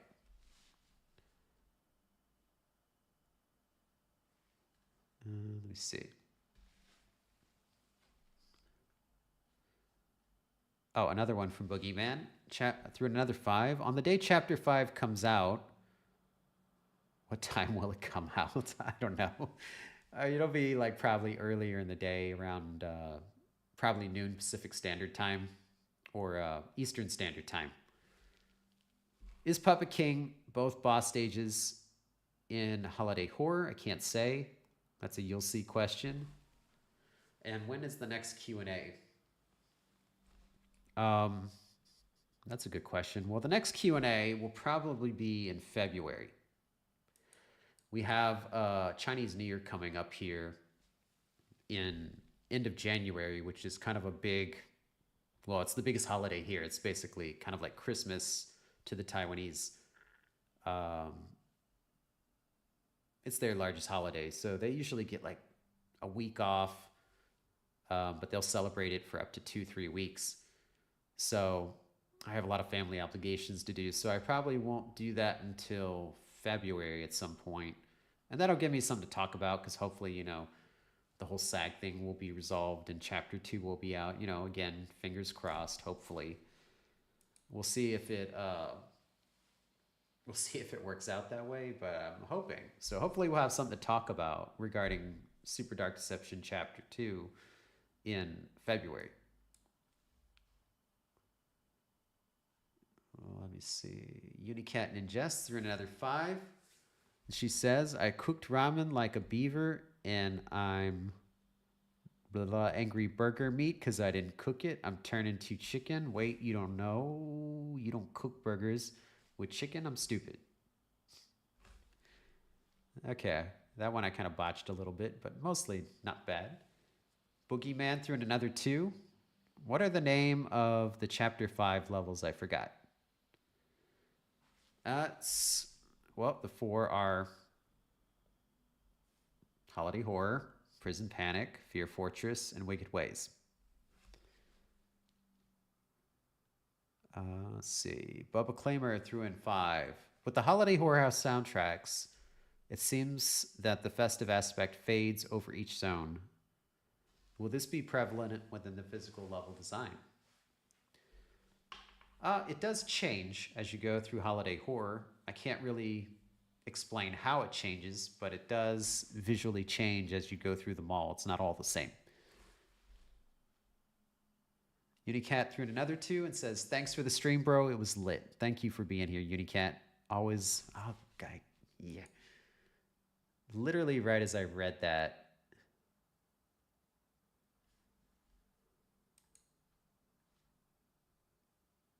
okay, literally right as I read that, it crashed again. That's 4 times. So yeah, thanks for being here, Unicat. We always love having you around. Let's see. Boogeyman Toilet threw in another 2. Is Puppet King and Dark Star canon? Oh, there's nothing. We're not doing ships yet. We'll save that for the fanfics. This is nothing established in Chapter 5 that way yet. Unicat threw in another 5. Says, I guess you could say the Gold Watchers are in TT are T-posing. Yes, they are. Ah ha ha ha, died. Judinator threw in another 2. Will the uploaded chapter 1 through 4 models get into Monsters Immortals? Probably not, just because they're a little bit heavier. And it would just be a lot of work to update Monsters Immortals unless we get like a huge wave of support with Monsters Immortals. It's just not worth the resources it would take to make that happen. So, like I said, Monsters Immortals is profitable, but it's very kind of slim profit margin at this moment. So we gotta kind of stay within the budget to keep it alive and keep it profitable. So Monsters Immortals is not a game that we can keep updating and remastering and improving like Dark Deception, because Dark Deception has a massive support. See, Alp threw in 2001. Thank you, Alp. Now can you tell us what TV head monster is? Oh, the amalgamation thing that I showed before that had TVs in it. That, I haven't explained anything about that. It will be kind of hidden until the game releases. So that's not something I'm going to tell anybody anything about. So a lot of fans have kind of theorized about which character the TVs are. I promise you that has nothing to do with Skibbity Toilet. Because everybody's got like a TV head character now because of Skibbity Toilet. That was like something from a while ago. But I guess now it's just inevitable. But I promise you that has nothing to do with Skibbity Toilet. Let me see. Boogeyman Toilet. Speaking of toilets. Boogeyman Toilet threw in another 5. Thank you. Do all 5 Red Stalkers have their own Nightmare Frenzy mode? I mean, everyone in the level in general has their own Nightmare mode. Will YouTubers get early access to Enhanced Plus and Chapter 5? I think with Chapter 5, I'm going to be very guarded about that. I'm only going to choose large channels that I trust, just because the smaller channels are usually... I think small to mid channels are usually fans that I don't know as well, like super fans and enthusiastic creators, and they've been much more prone to leaking things and sharing things with people that are banned. Like, just in general, like, I've had more issues with them. And the large channels, I just never have that issue. They're very professional. They are not trying to chase for clout. At least the ones I know and work with, guys like Super Horror Bro and 8-Bit Brian, and especially, you know, the king, the goat, Corey Kenshin. So there's like a solid trust there that I would absolutely trust those guys with an early build of Chapter 5. Whereas, like, I brought in some early ambassadors, and immediately our private server was being screen capped and sent out to some fans that were blocked. So it's always a risk when you let in the smaller channels that they're just there to try to leak things. So Chapter 5 probably is a big no, only large channels. And Enhanced Plus is more likely that it would be shared out early, just because everybody's already seen Dark Deception chapters 1 through 4. It's simply adding improvements. So there's nothing really there to spoil. So that one, it could probably work with all YouTubers. Let's see, Anonymous Fan. If a Red Stalker was in the same room as a Gold Watcher, could the Gold Watcher move since the Red Stalker is blind? Well, I mean, the Red Stalkers are controlled. They're not moved by their own vision. So, yeah, I mean, if they turn their back to the Gold Watcher and the Gold Watcher was their enemy, then he could move and pursue them as well. Let's see, Zabo Zen threw in 2. Could you reveal the new powers? I'm sorry, I can't. Happy New Year. Happy New Year to you too. But thank you for supporting us. I appreciate that. Polly Winman threw another 10 pounds. Thank you, Polly, for all your contributions tonight. Sorry about all these questions, but I gotta know, are you planning on putting FNAF, Bendy, etc. into any of the Dark Deception games? Have you seen Dolly Mare yet? I haven't seen Dolly Mare, but I've heard of it. The name did come up in a list of kind of newer horror games that were worth checking out. As far as FNAF and Bendy go, I think I just kind of gave up on those because they don't seem that open to collaborating.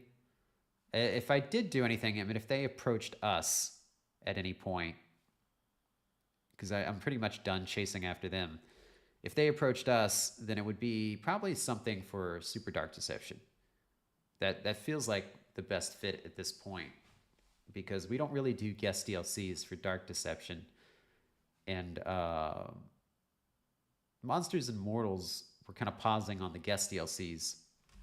So Super Dark Deception would probably be the most immediate win for something like that.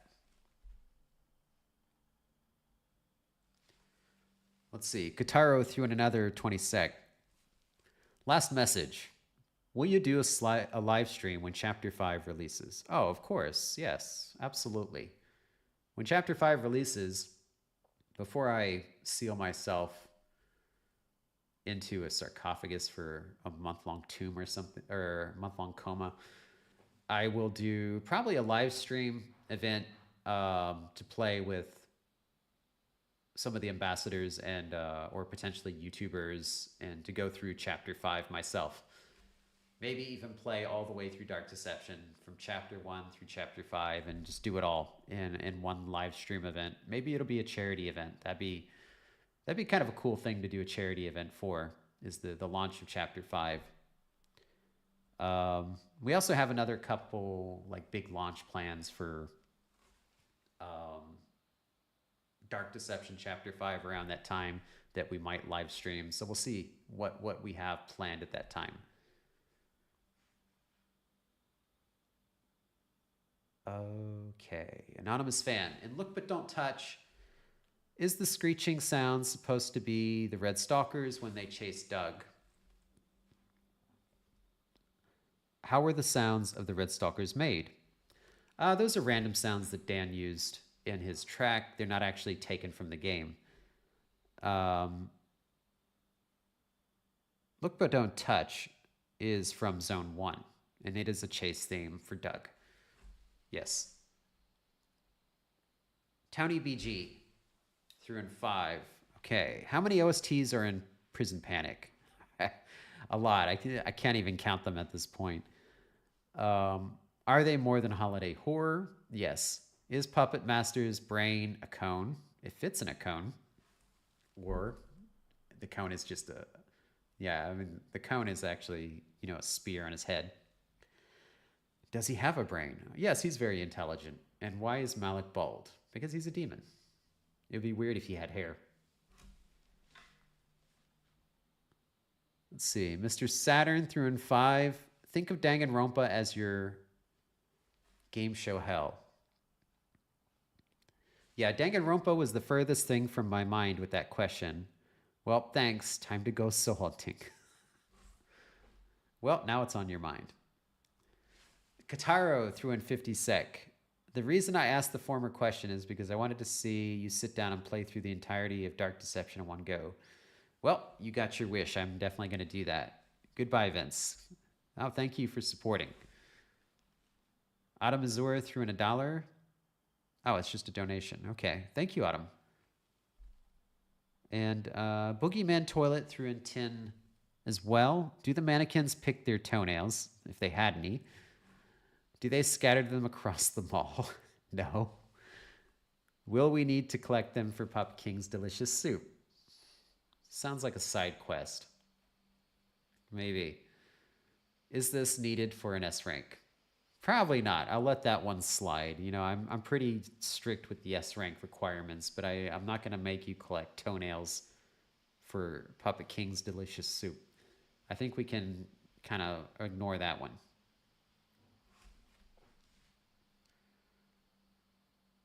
What is that? Oh, wow. Says you have 20 years on YouTube. I was like, is YouTube that old? I guess it has been around that long.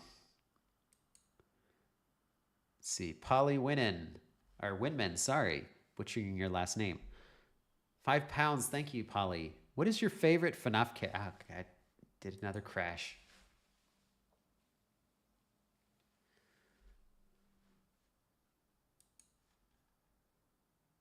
Okay, I think that is the 5th or 6th crash of YouTube.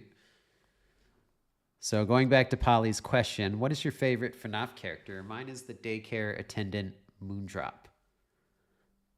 I mean, it's kind of boring, but of course, you know, I assume you're talking about any FNAF game. And the only FNAF game I've played is the first one. So the characters I liked the best in the first game were, of course, Foxy and Freddy. Those were the two that grabbed me the most in the first one that I played. And I'd probably still stick with them. You know, maybe throw in Chica there too. But those were just the ones that freaked me out the most in the first game. Let's see. Bubba Claimer threw in another 5. Thank you, Bubba. Will all Red Stalkers be extremely fast, or are only some types in charge of pursuit?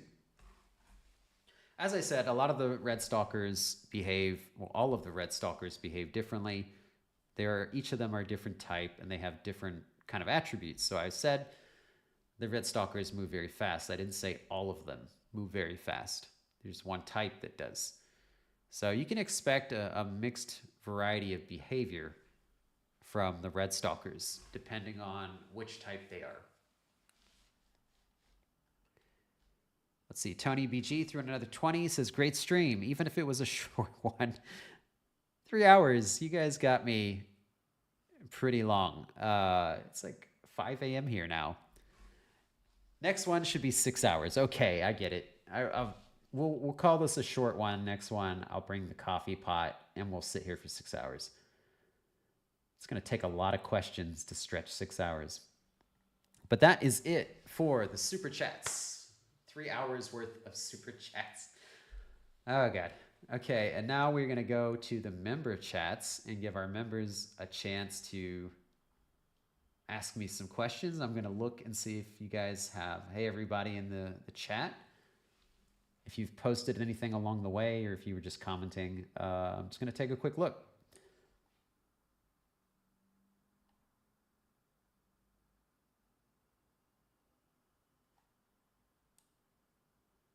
So give me 1 second while I kind of scroll through this. So Kirby's Lair asked, was Silent Hill a great DLC? Of course, I think, well, I mean, it's just my own opinion, but from the community of Monsters and Mortals, I think a lot of people, Silent Hill was their favorite DLC, and that was in the time where Silent Hill was still pretty dormant, like prior to the Silent Hill 2 remake. A lot of people didn't even know what Silent Hill was. So it took a lot of explaining to teach people all about Silent Hill and why it was so great. And I think it was pretty great that people enjoyed it anyway, even though they didn't understand what it was. Like a lot of the Dark Deception fans and FNAF fans, they didn't know what Silent Hill was. But they still were able to enjoy it, and it was our top-selling DLC of all time for Monsters and Mortals. Easily the one that has helped Monsters and Mortals stay profitable for this long. So it had a great run with us, and we were really honored to be able to have Silent Hill inside of Monsters and Mortals for so long. So anyone who bought it gets to keep it forever, play it forever. Unfortunately, we can't sell it to the new players, but if they get on Steam at any point or Epic Game Store, and play the game on PC, they can still play the map with other players that have it. Let's see. Some of these are the same questions that were asked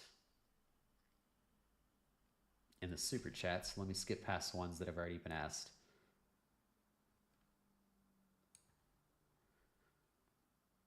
Okay, so Judah Nader asks, will there be crossplay between PlayStation consoles like PS4 and PS5? Yes. So PS4 and PS5 can crossplay with each other, but we're not releasing a PS4 version yet. We're starting with PS5 because the sales on PS5 are just much, much higher. So if PS5 does well, we can look at a PS4 version. Same thing for Xbox. We're going to have an Xbox Series SX version. And if that sells very well, then we can look at an Xbox One version, but probably not because that hardware is so weak, it would be painful. So maybe that one's the opposite. But they do not cross-play with each other. So Xbox users are gated to Xbox and PlayStation users are gated to PlayStation. Xbox can also play with anyone from PC that uses Microsoft Store. That's just kind of how it is. Let me see what else we have here.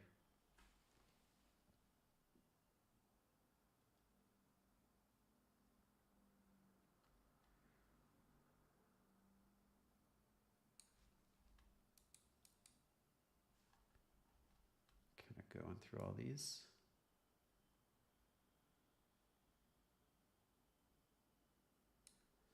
Okay, so one from Santame says, hey Vince, hope you had a great Christmas. Which level has the most work done in Enhanced Plus, if you can tell us?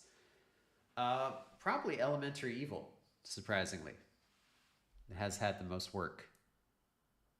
I think it needed the most improvement.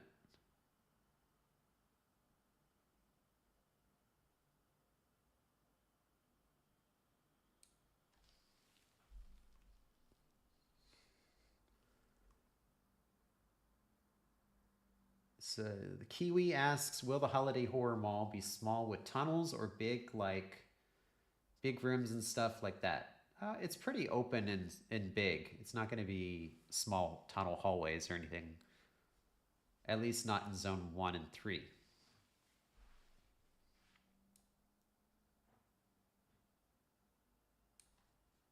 Says, will Super Dark Deception... Okay, Dragon Ball Z Masters asks,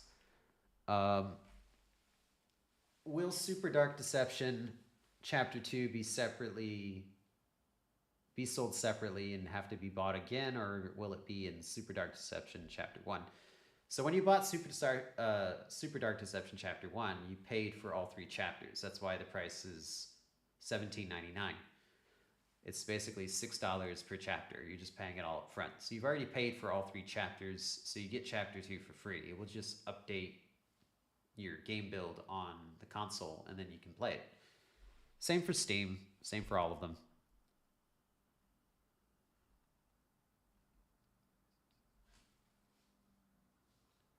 Kirby's Lair says, Dark Deception doesn't appear on Switch. Does it only appear on Xbox and PS5? Yes, that's correct.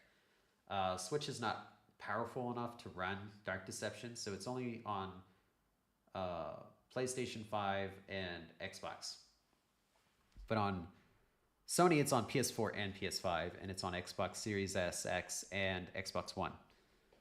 The demo, at least. When we do the full release, it's going to be on all 4 again. But the Switch version just wasn't doing well. So we're looking at a Switch 2 version of Dark Deception. Let's see.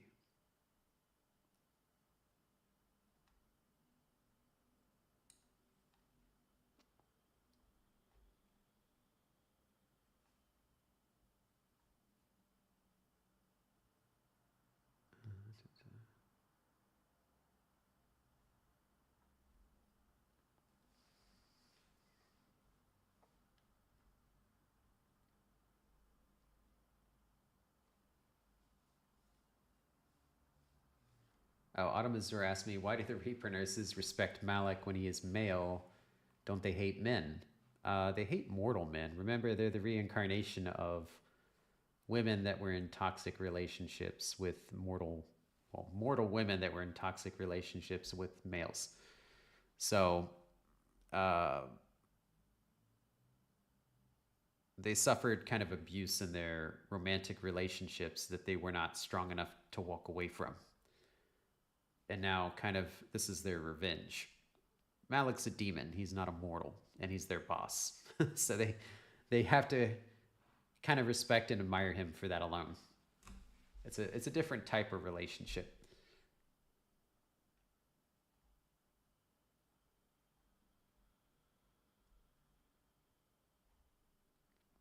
Let's see.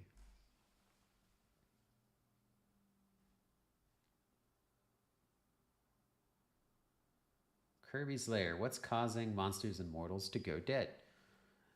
Monsters and Mortals is not dead. It still makes profit. So if that's what you took from it, don't think of it that way. It's just simply a situation where if the fans don't support it, it will go dead. It's only alive as long as players support it.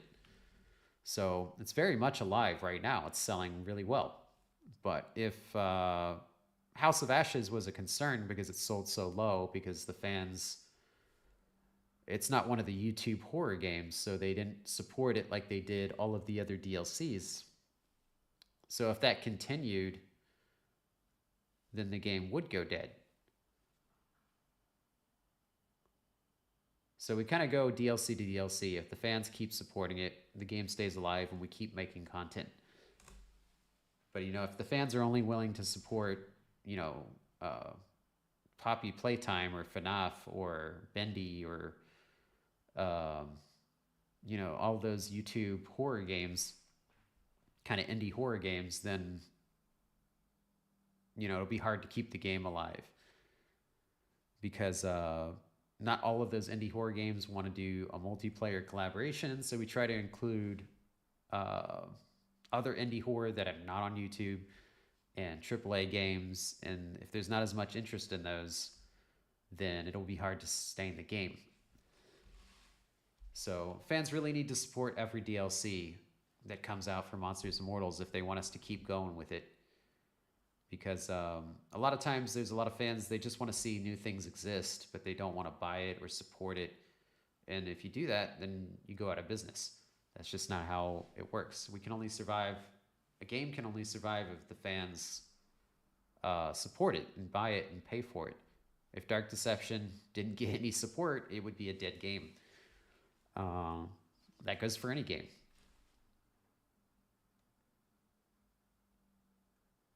Let's see.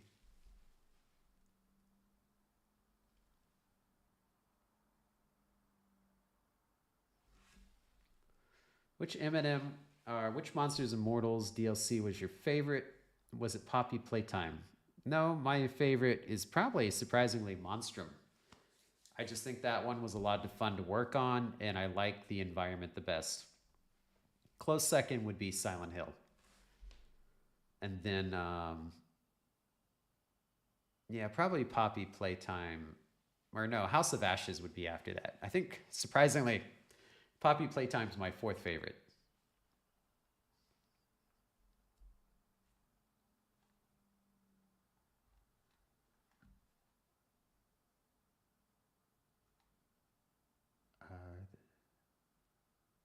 JCap asked, are the Joy Joy Gang 2.0 models going to be revealed soon? Probably. Probably not. I've already revealed a little bit of Joy Joy Gang 2.0. I showed the Lucky image where you can kind of see his head and a little bit of his body, but not like a full reveal.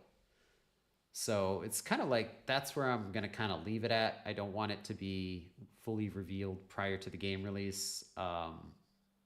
I think that's like a really cool moment in the game and I don't want to spoil it. So I'll kind of leave it limited there. So, all right. I think I'm going to end it here, guys. It's 5:20 a.m.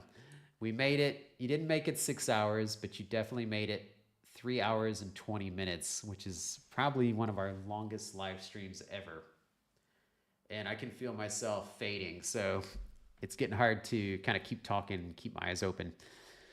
So I gotta end it here. I really love that you guys came out and sat through this all. Oh, but before we go, I've still got a little bit more to say. I think I can add about 5 more minutes to this. It's just we're gonna stop here with the questions. So again, thank you all for coming out and listening to this live stream.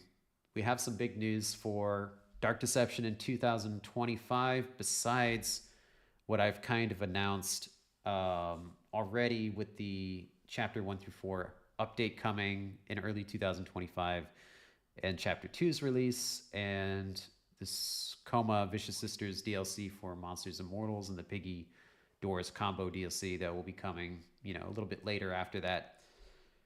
As I've already said, with the merch side, we're working on the new book of the Malik Archives. It's already in production. We plan to have it out in 2025. So we'll have 2 books out for Dark Deception. For everyone that has been supporting and really enjoyed the first Malik Archives book, thank you. You all made the second book possible. We're looking forward to that. We're going to be... I also want to thank everyone that's been supporting. This is the book for anyone that hasn't seen it yet. So I have it here with me. This is a copy of it. It's actually a lot thicker than people think, and I've had some people kind of make that observation to me. So you can see it's got kind of manga style flaps inside it that I think are pretty cool. It prevents the corners from getting bent up. Really high quality book. It's awesome. I'm really happy with the way it came out. And so far fans seem to be really enjoying it. So that's a win in my book. And then for anyone who's supported our charms this year, I want to thank you as well. These are some of our charms, all handmade in Tokyo in Japan, which I'm really proud of. I think that's cool to have something made in Japan. Anything even like this. This is a Dark Star and Gold Watcher. They're pretty much sold out right now. These are the only 2 I have left. And I just got a new shipment in today, actually. Finally, we got a restock so I can ship out more of the new orders. And then we're about to launch our acrylic display sets, which I've kind of shown before for Super Dark Deception. These are 2 of them that I'm going to be putting up on the store soon. So if you want like a really cool Super Dark Deception display for your desk, that's one that we're going to be on the store in January, selling 3 sets of them. And we'll, of course, have a discounted bundle for everybody that wants to buy all 3. And as far as Dark Deception goes, we have a couple collaborations coming up that I haven't announced previously that kind of makes Dark Deception more accessible to more people. Some of you may be excited for this, some of you may not, but this is, I think it's good for the community, and it adds a new way to play Dark Deception, besides just Super Dark Deception and Dark Deception that exists and is coming to consoles and everything. And of course, Monsters and Mortals as our kind of multiplayer. We are actually adding some new multiplayer options for Dark Deception. And one of the multiplayer options that we've teamed up with a studio named Stick Games.